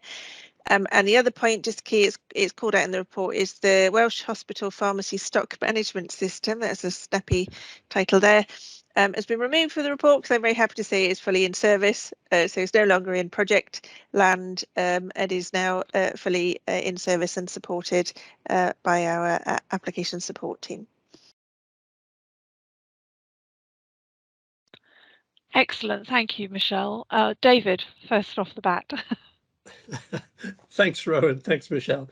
Really good news on the update of diabetes going green. Thanks for that, Michelle. I got a couple of questions. Firstly, around the NDR programme, we had a milestone at the end of last quarter around programme governance established. Firstly, I'm assuming that's been complete because it was at the end of last month. And just for clarity, was it picking up some of the recommendations from the Gartner work that was done around the data strategy and around trying to sort of streamline the governance that we had, which was perhaps one of the issues we had with the programme? Yeah, absolutely. That is my understanding. So I've caught up with the programme director on NDR. So that's one of the areas I would hope that would be green the next time we report it. I think as a reflection of the end of March period, you're absolutely right. They've been working on the data strategy and the revised governance arrangements. All of those are now agreed and established. A plan is in place and they are on track. Rebecca tells me so. I think we would expect to see an update in that area when we look at this at our next meeting, and certainly we've seen that through progress reporting inside the organisation. Yeah. Okay. Great, thanks. I thought that was the case, but I just, for the purposes of clarity, just thought I'd ask the question. Helpful, thank you, David. I'll make sure that we pull it out in the next report. There was one comment actually you've just prompted me to raise that I did just want to comment again in terms of when we look at this report at our next meeting. There is a review ongoing currently in terms of central funding from Welsh Government for some of the projects and programmes on this list. So there may be an impact of that the next time we see this report if changes are made in the funding provision. This is the Digital Priorities Investment Fund that it actually impacts a fair number of projects and programmes on this list. So I'll also make sure that we highlight any implications the next time we meet, if indeed there are any. Discussions are ongoing at the moment, as I understand it. Okay, thanks, Michelle. And the second question I had was around the digital services for patients and public. The last time we reviewed that, there was a bit of an issue with the level of resources that we could provide, and the plan was to push some work out to our supplier, which was a great way of continuing momentum on the programme. I just wondered if there was an update there and whether we've managed to get additional resource from DHCW onto that, or whether we're still continuing to use the supplier to make good the gap. Yeah, so interesting again, it's still a bit of a mix, to be honest, David. So we've got so Kainos, the supplier, they've been doing the development work with us and are providing some of the support services at the moment. So the plan is still to transition that to internal resource as we move forward, but it is something that we're working on in terms of how we stand up that team and that resource. Again, we were having some good discussions recently about making sure that we've got the right balance of skills transfer as well. Colleagues may want to comment on that, but working alongside a development partner to make sure that we've got, that our teams basically are embedded in their team is the conversation we've been having, so that they really understand the solution in development and that we can take that on internally as and when we decide to do so, as we build up our own resources. I know we've got the relatively new programme director there, Matt Cornish, on DSPP, Digital Service Patients in the Public, who is looking at resources as we speak, and we've got a number of roles in recruitment, but we were discussing again other potential external resources that we may want to bring to bear. So it's always been a mixed model actually in that programme, which has worked quite well to date. We've got some external consultancy, we've got Kainos in a development role, and we've got internal folks. We are certainly trying to build up the internal team, and as I say, we're having conversations about whether that external resourcing is the right balance or whether we want to look at any alternative sources. It's really progressing at pace now. So certainly in terms of one of the core deliverables, which is the patient app, so we may want to look at that again in a bit more detail, but lots of activity and lots of progress on that. So yes, really key, as you say, that we've got the right balance of resourcing around that. Yeah, thanks, Michelle. It was, you mentioned the key point, which is the knowledge transfer, which is it's okay to use a supplier to sort of plug the gap, but that's the bit that we need to make sure that we are self-sufficient when it comes to supporting this going forward. Yeah, there's lots of learning with this particular programme, I think, as we've discussed, isn't it? It's being developed in a truly agile fashion, and we're learning lessons in different respects, and I think that's, it's really important that we capture that, isn't it? And we allow other people in the organisation perhaps to be close to that and understand how that's moving forward. Yeah. Great. Thanks, Rowan. That's all I had on the report. I've got a couple of comments. Michelle, so as you explained, the RAG status on the report is very much at the programme level, and I want to dive into some of the alerts, which are more of the issues that we have some level of control over. And if I look down the programme overview, we've got a lot of programmes, to David's point just now, on the direct services to patient and the public, but more generally around this sticky conundrum of skills. and you know, if we don't have the skills, then we're not going to deliver things on time. Do you have the information on how many outstanding roles we have across these portfolios and what the resourcing plan is to close the gap in terms of that mixed model? You know, how exposed are we?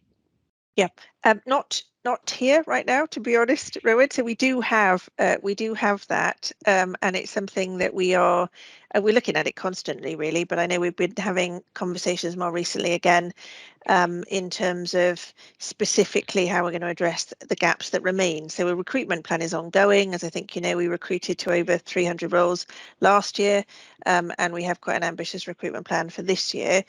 We do have posts identified, so I can provide that. I don't have it in front of me at the moment, so I don't want to guess. My memory may not be entirely reliable. We know we have a number of vacancies in those areas, and we are pursuing recruitments and external resourcing in areas as well. So I can provide a little bit more detail. I mean, we're also looking, and again, I've got colleagues on the call and may want to comment.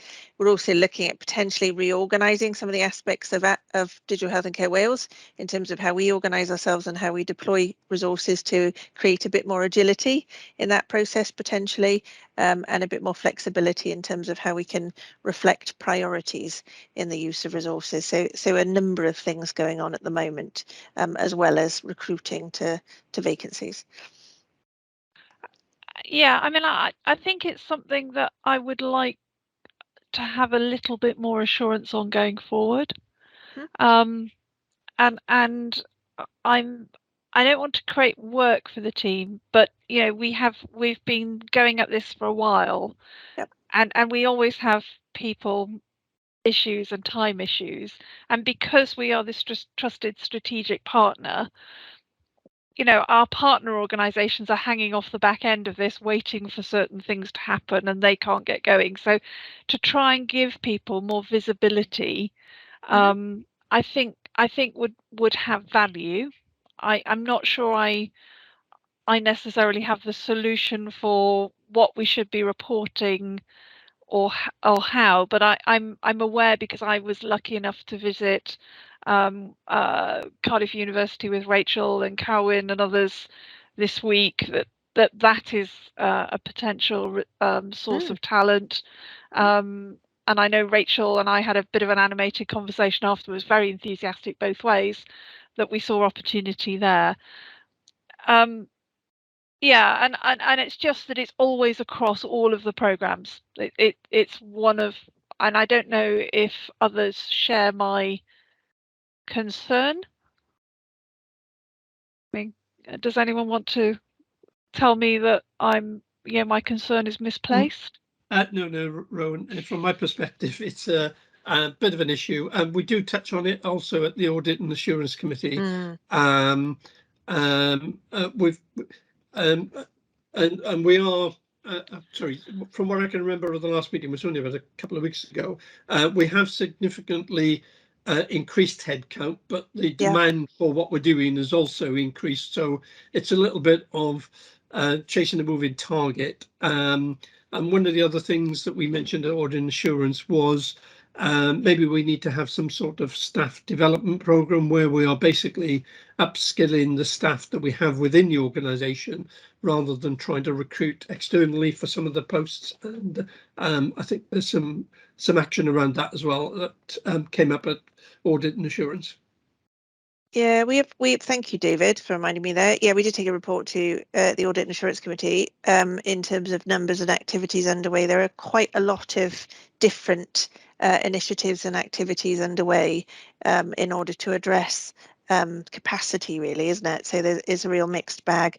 You're absolutely right. There's the whole is recruit and retain, isn't it? I think retain is probably the bit we should focus more on, because that's a really important bit in terms of developing people, as you suggested, through from our apprentice and graduate recruitment programs through actual recruitment, and then having clear career paths and clear development plans, so that folks who do come and join us, have got clarity then in terms of how they can develop, making sure that we've got the right development resources in place and support resources in place to enable that, isn't it?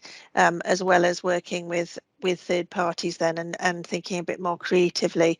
I also thought that the conversation with university colleagues was an interesting one for different reasons, wasn't it? And we've also got obviously the WIDI arrangement is with the two universities in Swansea as well, in terms of how we can look at things a little bit differently, isn't it? So potentially students on a gap year, or students who undertaking particular projects, whether we can bring that to bear in particular areas where we need to develop. So it is a work in progress. As David reminded me, it is quite continuous. As I say, we saw quite significant growth in the last 12 months, and projections are for this 12 months. I think it's not quite as high as it was last year, but it's certainly a significant level. It does depend a little bit on the funding that I mentioned earlier on that landing, so that we've got that clarity. And then I think we can really, perhaps, bring all of those plans together. As I say, we've developed a commercial strategy specifically in terms of our more flexible commercial resourcing, which we're also working through at the moment. So yeah, lots of different avenues. I do appreciate the point, Rowan. I don't think we have issues in all of our programs. We've still got a little bit of a, we saw a big impact of COVID, didn't we? And we saw, that we moved a lot of resource actually during COVID for different reasons, and largely to prioritise our response to COVID. And that has, had an impact, didn't it? No doubt, in a number of the initiatives. It's also impacted the health boards and trusts, as I say. So some of the areas when you look at the programmes, the changes in time are actually determined by resources in our partner organisation, not necessarily in our organisation, because obviously we're implementing services into care delivery organisations, and they have their own pressures, don't they? So it's that balance, isn't it, between the possibilities of digital to support transformation and improve their working lives against the resources they need to release in order to support to do that. So yeah, we'll continue to work on that. So Michelle, I think you make a lot of good points, and I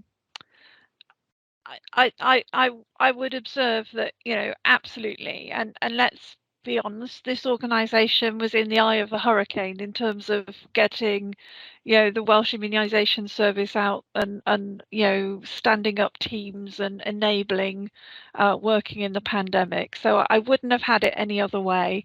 The focus now is moving into recovery, and I think there are huge opportunities for digital to actually firstly maintain its relevance, right? Because we really showed how we could support the delivery of healthcare in Wales using digital means. So digital is definitely a key tool in the recovery plan. And I think there's, if you look at our alerts, which are the things that are largely in our control, right? We need to get on top of them. So there'll be slippage due to, as you say, partner organisations pressures, and we can be aware of them, but there's not very much we can do to solve for them.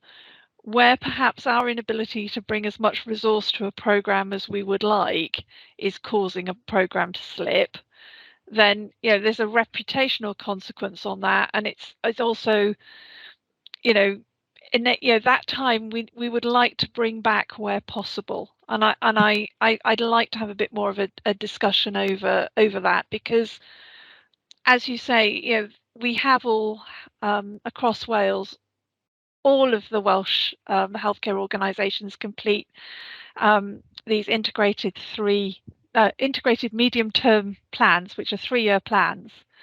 And there is always a limit to resource and what can be spent on things, and it is a challenging outlook for the Welsh service. So making these tools available, can actually have quite a multiplier effect across the wider NHS. So again, I'd like us to explore, what we're doing with resourcing, and obviously Gareth has now joined us as our interim. So I'm sure, Gareth, as you get your feet under the table, you'll be you know, and Ivan will be, you know, adding some more thoughts to and different perspectives on how we can solve this. I'm gonna maybe ask that we put that, Chris, on the forward work plan for discussion at the next committee. Yeah. So not just, you know, where we are, but what we're doing to close those alerts down where possible. Yep. And what's stopping us? What are the blockers? Chris, you have your hand up. Yeah, it was just the point around assurance on the workforce challenges. So a recruitment task force was established last year, and there is a paper due to go to board in July, learning lessons from what worked well, etc., that the workforce team are working on now, so that helps inform the strategy moving forward. So I think some of what you're asking for, Rowan, might be captured in that. Very happy, obviously, to put it in the forward work plan for this committee, and we can bespoke any areas you want to particularly look at. But I think that report will probably cover some of your areas that you're looking for assurance on. Excellent. Thank you. Excellent point, Chris. Any other concerns or questions? Or I have one on the national data resource, which was out of Gartner came 2 points, which I will keep banging the drum on. One was the need for a critical development path, and the other was a mechanism of prioritizing the asks of the NDR. And I have a note again in the committee just to have a statement of assurance that that has been delivered, because it was a sort of first quarter activity. That would be fantastic. Anything else on that? No? Okay. Right. Thank you for that, Michelle. And Thanks, Rose. always important, I think, to show the depth of initiatives that DHCW is working on. Yeah. So we're moving on to 3.8 now, which is a session on patient identity, which is going to be led by Rob Jones. So thank you, Rob. I just wanted to sort of set the scene. This is a topic that was proposed by Ridian Hurl in one of our agenda planning items. You know, patient identity is absolutely critical to being able to provide timely and accurate information about a patient to a treating clinician.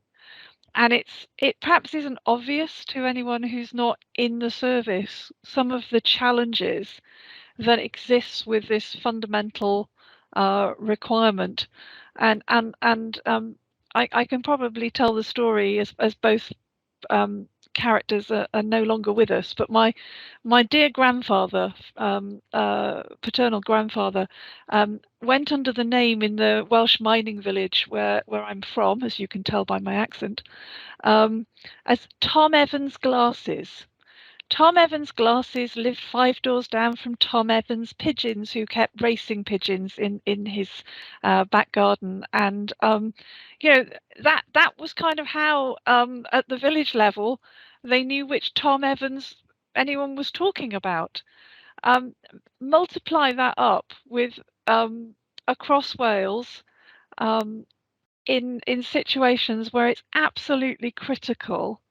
We know what information relates to the person in front of us, and patient identity is the foundation on what we deliver services on. So Rob, I know you've prepared a number of materials. I'm really interested to hear from you, sort of your thoughts and sort of how we've solved it today, but how this becomes more of a challenge to us as we plan for the next sort of stage of development at DHCW, and what we should be thinking about in order to maximize the optionality and minimize the risk.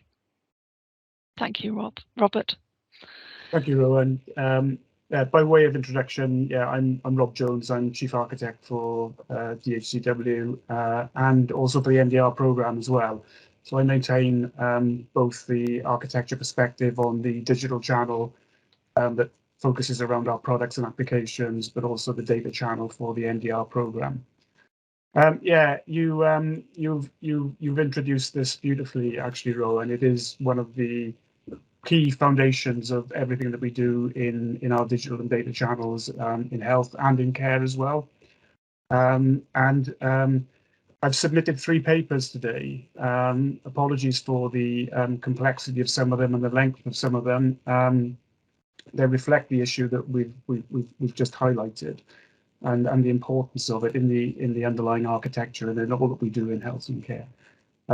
So the cover sheet effectively wraps the 2 other papers that were presented as part of the response to the digital architecture review the Welsh Government commissioned back in 2019, and it was responded to by DHCW and the NDR programme in 2020 and 2021, culminating in 12 architectural building blocks that were presented to the service in October, identity and demographics being one of the key of those, and then were accepted then as effectively the roadmaps for how we progress our initiatives in the patient identity and demographic space moving forward.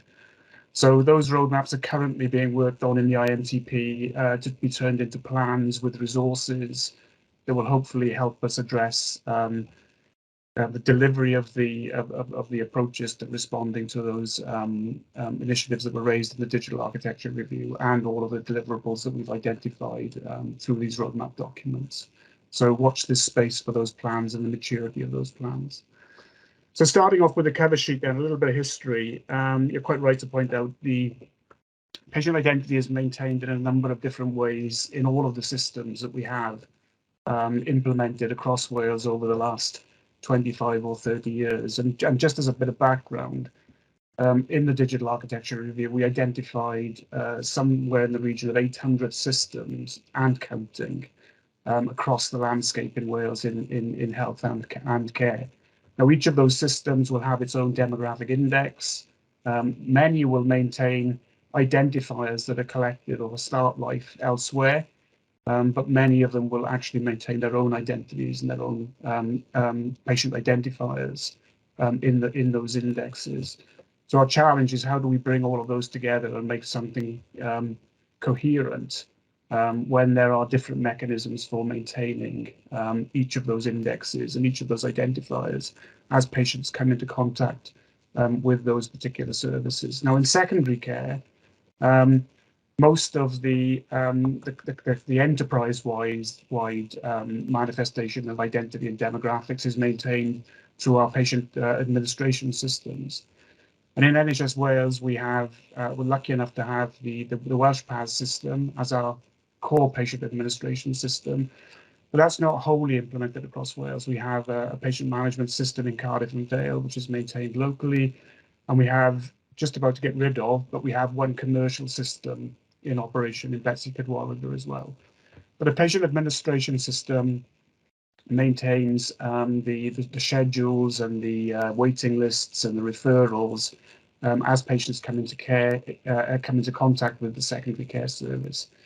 And they maintain an identifier known as a PAS number, also known as a hospital number, also known as a case record number, also known as a case note number. So we have a semantic problem about one particular identifier labelled differently by different people.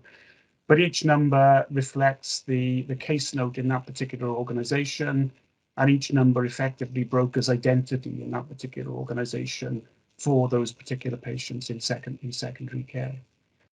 In primary care, we use the NHS number, and the NHS number is an identifier that is pan-England and Wales, maintained by the NHS in England, but is effectively the identifier that is used in primary care and forms the focus of the electronic record in primary care, where there are far fewer manual records than there are in secondary care at this moment in time. The NHS number is also used widely in secondary care as well, but for various reasons. It is not the identifier that has replaced these hospital numbers or case note numbers. It's not been possible to do that. Largely because not everybody has a hospital, everybody has an NHS number when they come into contact with the service in secondary care. So, for example, foreign nationals don't have an NHS number. People from Northern Ireland and Scotland don't typically have an NHS number either. They maintain different identifiers in their GP systems. And also, if you're not registered with a GP in Wales, you won't have an NHS number as well. So we've continued to collate our paper records in secondary care around the local case record numbers, and they form the basis of the record in secondary care, augmented by, of course, the NHS number, and that's basically the entry point into both the digital record and the case note as it stands at this particular moment in time. Now, because of all these identifiers, we've, back in 2010, 2011, in the old NHS Wales Informatics Service, identified the need to implement the technology that would bring all of these records together. We went out and looked at the marketplace and procured a product from IBM, which was previously developed by a small company called Initiate, that delivers a master data response to delivering a master patient index for the whole of Wales. And what that allows us to do is to route demographic records from a whole series of contributing systems, including the patient administration systems, our laboratory system, our radiology systems, and others too. Route those demographic updates as they take place on those local systems into this master data system, and then using clever algorithms, link those demographic records together. So on the MPI, there is a synchronized version of each of those demographic records. We refer to them as member records. The algorithms that link them together then pivot that data around what we call an enterprise identifier. That enterprise identifier then creates that linkage and allows us then to establish a best of breed demographic, as well as linked identifiers for all of those patient indices in a single response from the MPI. So a system like a PAS system in One Health Board would route all of their demographic updates and registrations into the MPI. That would then link to this enterprise identifier, this system identifier within the MPI. That would generate a composite view change, and that composite view would be maintained across the piece in Wales by all of the other contributing systems. So if a PAS system in Health Board 1 changed a mobile phone number, for example, the composite view would change, and we can route then that composite view change out to any other system that would wish to consume that particular message. So it's a really good mechanism for maintaining synchronicity of demographic changes across the piece in Wales. There's a little bit of tribalism here, though, unfortunately, and that is, I believe my index is better than yours. I don't trust your administrative processes to maintain that index in a careful and coherent way like I maintain mine. So I might not trust your changes, and therefore I might not consume that outbound message from the MPI. And one of the challenges that we have moving forward is actually to break down that trust, because everybody who break down that tribalism, I would say, not the trust. I'm hoping to build the trust, Robert. my mistake. What a faux pas to make. Yeah, to break down that tribalism and actually to get people to encourage to take those updates, because let's be quite frank about it. The more that we actually trust those updates, the more comprehensive our demographics will be across all of our organizations. And the more contributors, therefore, gives us a better and more accurate record. So we have a hugely powerful tool that we've implemented in the IBM MPI in Wales. It's well owned, it's well thought of, and we can implement that still further by doing the things that we've just talked about. Now, not only can you take these message flows to update your indices, but we can also use the thing in real time as well. So we have APIs, application program interfaces, that systems can implement now that allow them to go get demographic records when they need those demographic records.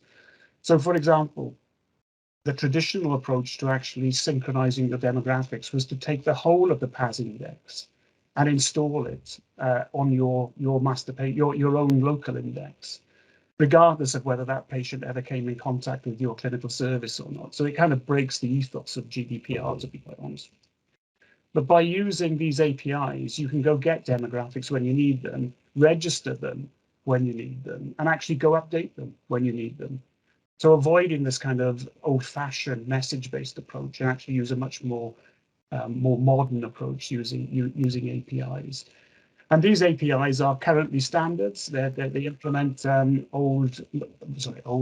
traditional, I should say, HL7, Health Language 7 interface standards, Language 7 version 2 interface standards, referred to as PICS, Patient Identity Cross-Matching, and Patient Demographic Query APIs. And they're extremely powerful, as I've just mentioned. And we can broker API identity as well. So if I've got a situation where I need to trade an identity, I can use the PICS query to go get the other identifiers associated with my patient, other identifiers that the NPI knows, based on the registration of those member records. So really good tool, really good foundation on which to build the things that we need to do moving forward. I mentioned the digital architecture review.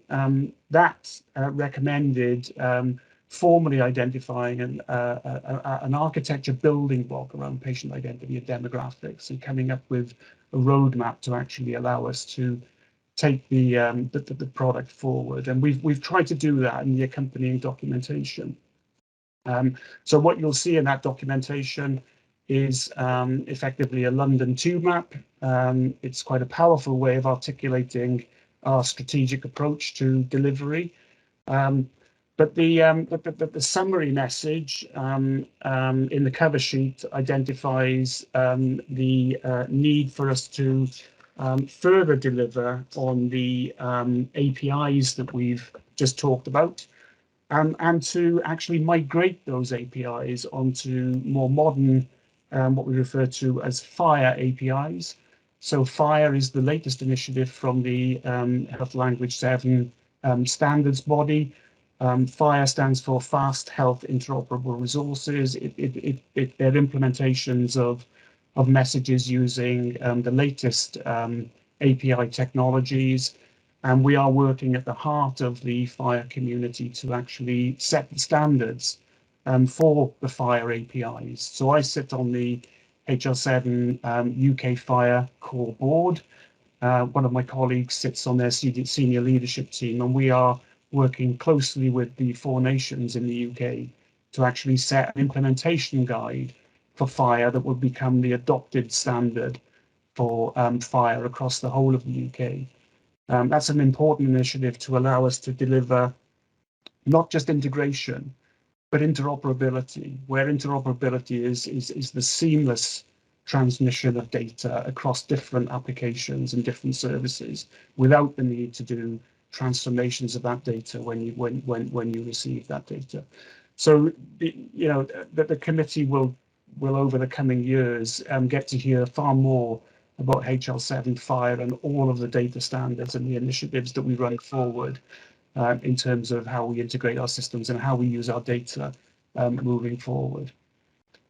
So we will migrate our services onto these FHIR APIs, but importantly, from an architectural perspective, we will also implement those APIs onto a new API management solution that we have just commissioned from Google, and that API management solution will allow us to create proxies for all of our APIs on the API management gateway that will then implement common approaches to delivering security, common approaches to delivering the logging of the usage of those APIs, and common approaches for delivering capabilities that allow us to monitor those APIs as well.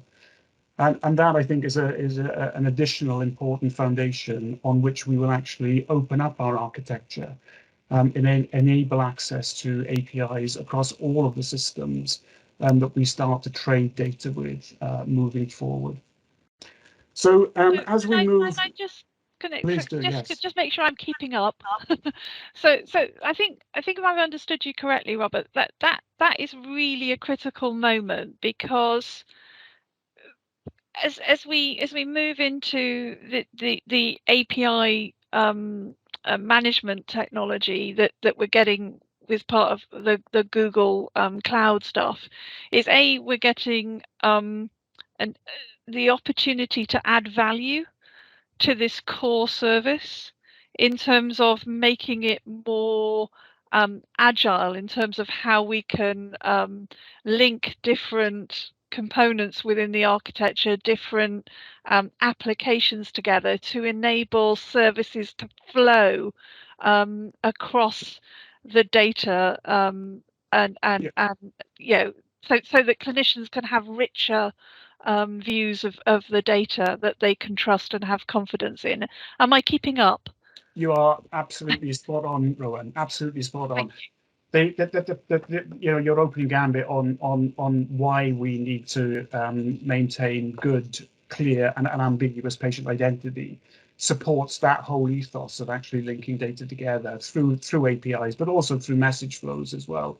We would like, you know, absolutely clear identity of patient in all systems. The way to do that is to use these APIs, use these message flows to maintain the identifiers associated with our patients.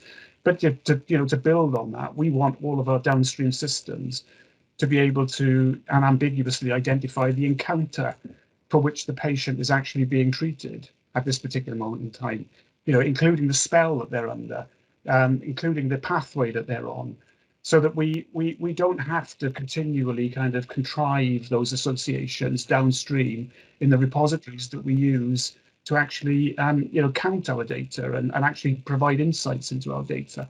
So the clear beneficiaries of these, you know, direct care APIs will be what goes on in the MDR circles, what goes on in Rachel's domain. That linkage of data together will be achieved by actually making use of these high-class identifiers that identify not just the patient, but the encounters that they're on, the participants in those encounters, the places where those encounters actually will manifest. So these are all really important changes to the way that we work in the future that we'll deliver incrementally, but that incremental change needs to take place at pace. Because that gives us so much more granularity in terms of the reports that we can run.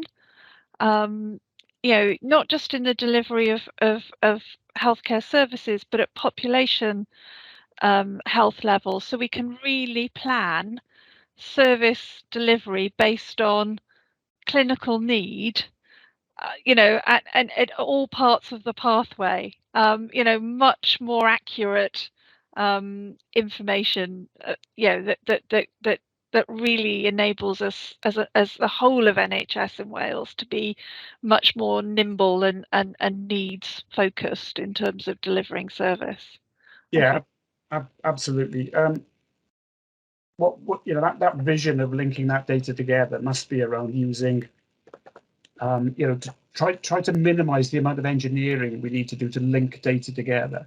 So, you know, gone must be the days where we've got a pathology record that sits in the pathology space, you know, and a patient administration record that sits in a patient administration space, and somehow or other linking the pathology data to the event in the patient administration system has to be based on, you know, some dates and, you know, well, is it the same code for the clinician who requested it as the clinician who actually is on the patient administration system? You know, we need to think about these system identifiers, these patient identifiers, these spell identifiers as being foreign keys that link those data together, and try to remove the onus that we have to do on all of these clever linkage mechanisms that really clever people in Rachel's domain currently have to employ. You know, we need to free those people up to do the real insights and analytics and clever AI and machine learning stuff for the future, I think, by taking for granted the fact that we can provide these foreign key linkages. So Robert, you talked about the lack of consistency of deployment across the whole of the estates. What do you think are the things that we should be prioritizing in order to perhaps try and get to nirvana where everyone is? So the challenge is adoption of standards, and the challenge then is adoption of and usage of the APIs as well. And the standard space is a really interesting space. I mean, I've occupied it for the last couple of years, but actually for quite a few years prior to that as well, but just more recently on HL7 Fire. And the supplier community is quite fickle in adopting standards, because the standard is only really a standard based on whether a community is prepared to use it or not. So we are going to have to do some clever things moving forward, but working collectively with the 4 nations in the UK, we can actually start to publish the standard, but also require its usage by the supplier community as well as ourselves as well. Now, if we start to do that and we start to deploy the APIs into things like our API management solution, we give confidence to the supplier community that those APIs are there and they are available for use because our programs have actually mandated them, then I think we will get great buy-in. And once we've got buy-in from the quarters that are working with us in the programs that are currently active, the new programs will actually start to drive themselves, if you see what I mean, because we'll be able to stipulate that in all of the procurement documentation that we issue moving forward, plus all of our own in-house initiatives as well. So I think we can see the future, Rowan. I think it's the things that we do now that will determine whether we get to that future point. API management is really significant because I think it protects us and insulates us from, I'm going to call it insecure use. That's probably over dramatically suggesting that it's vulnerable. But we must make sure that we do those 3 core things that I mentioned earlier in a consistent way. So we adopt the security of the APIs in a consistent way. We adopt the logging of the APIs in a consistent way, and we adopt the monitoring of the APIs in a consistent way. So we have now started to put together the roadmap of deploying existing APIs onto the API management solution. And we have consumers now who are ready to actually use them as they are deployed. By way of modernizing those APIs then through the FIRE initiative, we will actually then create that kind of roadmap for delivery, I think, which will be, the real key test of our mettle.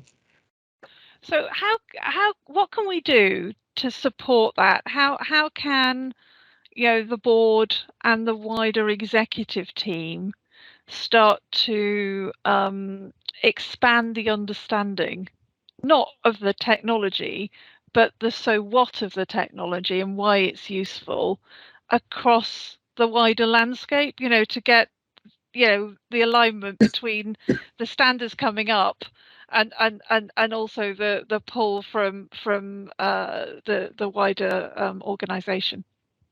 So I think socializing it, outwardly is really a significant thing that we must do. And I think I've mentioned it previously to David and yourself, Rowan, the need for people to be familiar with the building block work that we've done, the access to that on our SharePoint site, is available for people to read and understand. But it's quite complex stuff, it can be quite turgid stuff as well. So we have a responsibility, or you have a responsibility, to tell us to actually simplify it and put it into plain English, so that people can actually understand, and at least understand the trajectory of what it is we're looking to achieve. And hopefully, visits to committees like this is the start of some of that.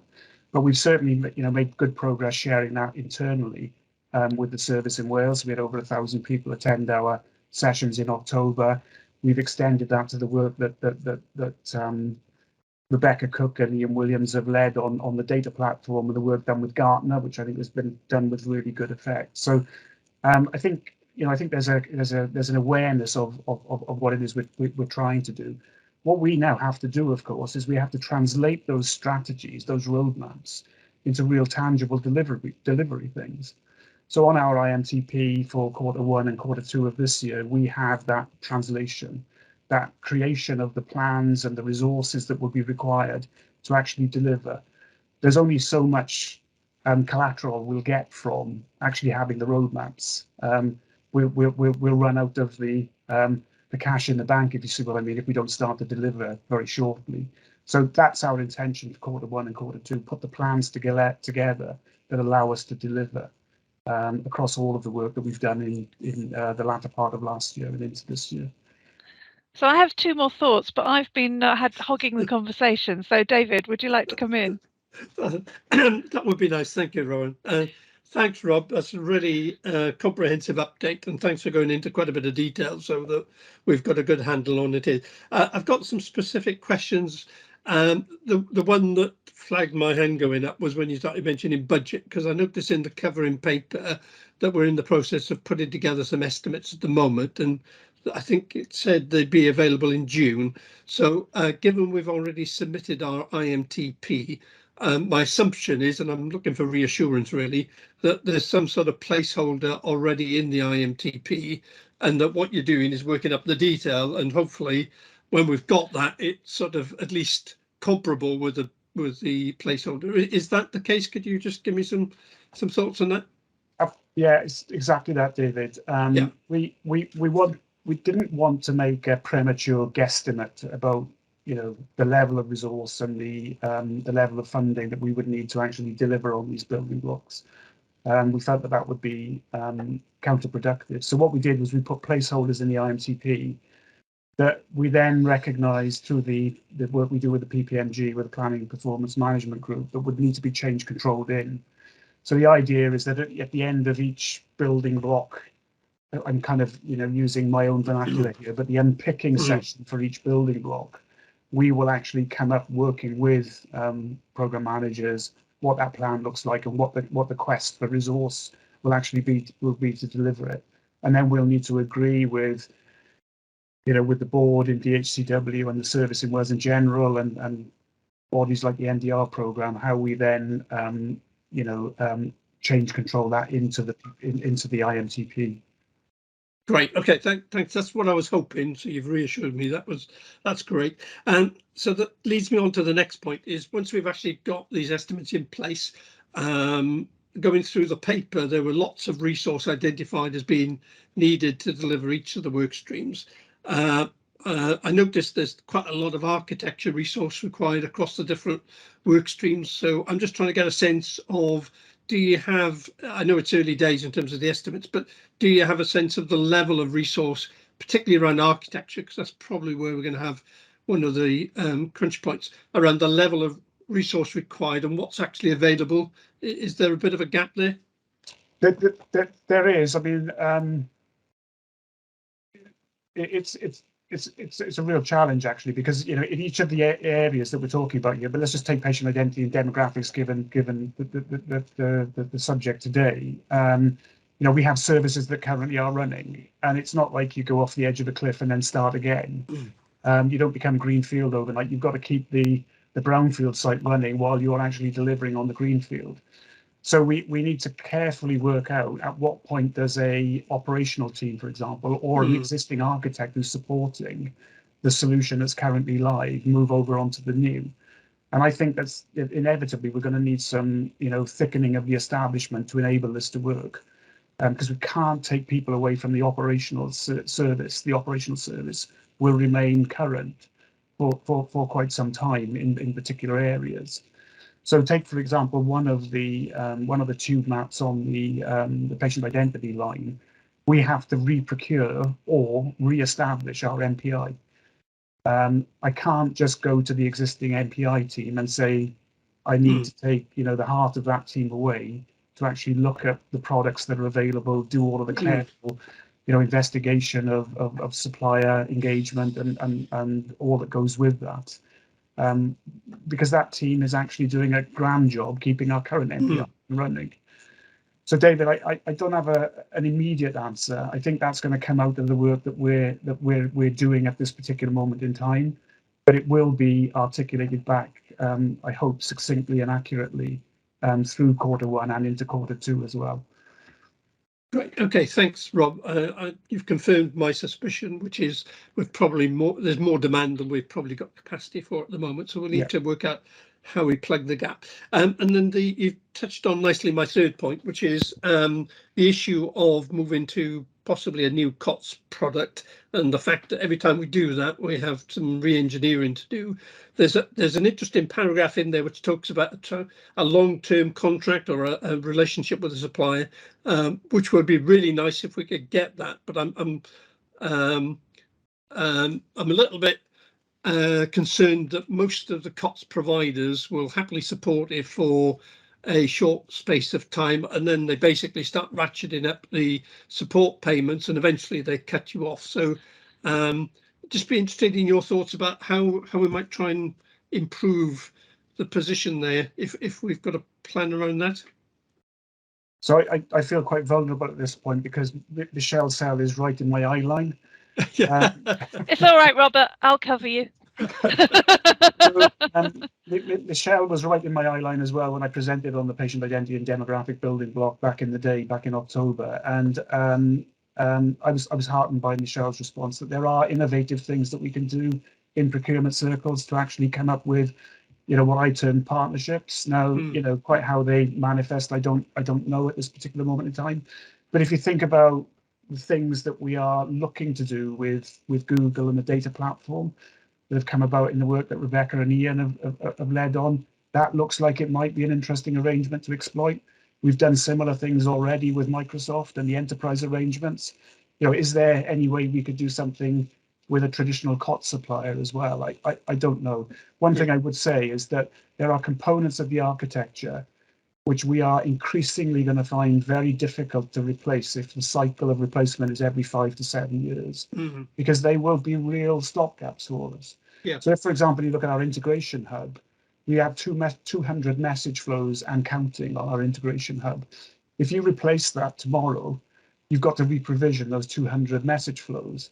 That doesn't get you any tangible benefit to the service. It gets you just a problem that you have to resolve. Okay, I'm encouraged by your thinking in that area. There are definite challenges there, but I would definitely support the approach you're taking. If we can do something innovative with a supply chain to get a longer term relationship, it's got to be beneficial, but it's challenging. So I'll watch this space with interest. Thank you. Thanks, Rowan. Thank you, David. Any other comments? Questions for Robert? No? I kind of have two observations and sort of that I will share with you, which is, standards are really hard, right? But the impact of standards is almost unimaginable. And I had the good fortune to work with Dr. Chris Jones at CERN, who was Tim Berners-Lee's group leader when he was developing the early web. And I don't think they understood at the time the consequence of putting the web standards in the public domain, but it probably set fire to one of the biggest economic activities, right, that we could have envisioned, right? Because all of those digital industries really have flowed from having web standards where, industry doesn't have to, negotiate a separate license with CERN that academia would get free. So the investment in standards in terms of driving economic opportunity, efficiency opportunity is massive. And I think the other challenge we've got here is really good computing architectures built on open standards, unlike architecture in the physical world that kind of is inspiring and breathtaking. It's invisible, right? So you've got really good architectures just get taken for granted. They're pervasive, they're everywhere. So the challenge here is we've got something that is you know, rare skills doing hard work that when it's done well is invisible. And so I think that's really important for us to recognize that and hold in our mind. Is there any other questions for Rob? Okay. Rob, it has come to my attention that you plan to retire at the end of this month. Is that true? I can't persuade you to stay on, or you haven't changed your mind.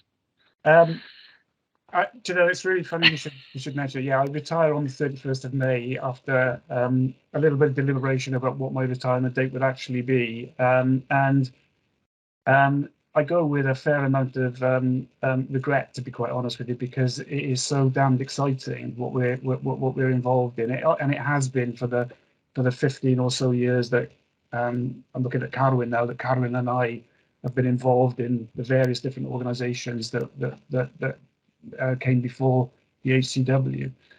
But I guess it's time to relinquish my role as chief architect. It might be nice, perhaps in 3 to 6 months' time, for an opportunity, to continue in some capacity. But that's for another discussion, I guess. Well, Rob, I think we should keep that potential discussion open. But I want to take this opportunity on behalf of everyone around this virtual table just to say thank you for your leadership over the. Yeah, it can't be that long. You look too young to have made the transformation that you have to the digital landscape of health in Wales, and you've given us a foundation of huge credibility to go forward, and I thank you for that. And it was suggested I wish you many years of happy retirement in the nicest possible way. I hope you don't. I hope you have a miserable time and feel the opportunity that perhaps a portfolio career or some other model might suit you, and you continue to be involved, because your knowledge is really important to the success of this organisation. So thank you very much. Thank you so much. That's so nice of you. Well, my pleasure, and thank you for coming and talking with us today. So that almost brings us to pretty much on time, closing matters. So I asked at the beginning of the meeting whether there was anything urgent for the attention of the agenda today. So if there are any, I'm just going to ask her, is there anything that's come up in the course of this meeting that you wish to discuss or suggest for future meetings? No, so there's no items today from that I don't think I need to put into the highlight report for the board on next week, which is just as well because I'm off on holiday, so I'm grateful for that. And I should confirm that the date of next meeting, which I imagine you'll be clearing your diaries, because the Digital Governance and Safety Committee is a high spot in the DHCW calendar, is Thursday the 4th of August. And thank you, and there'll be 10 minutes before we go back and start the private meeting. And for everyone who's stayed with the recording this long, thank you for your interest and attention. All right, thank you. See you in 10 minutes. Bye-bye.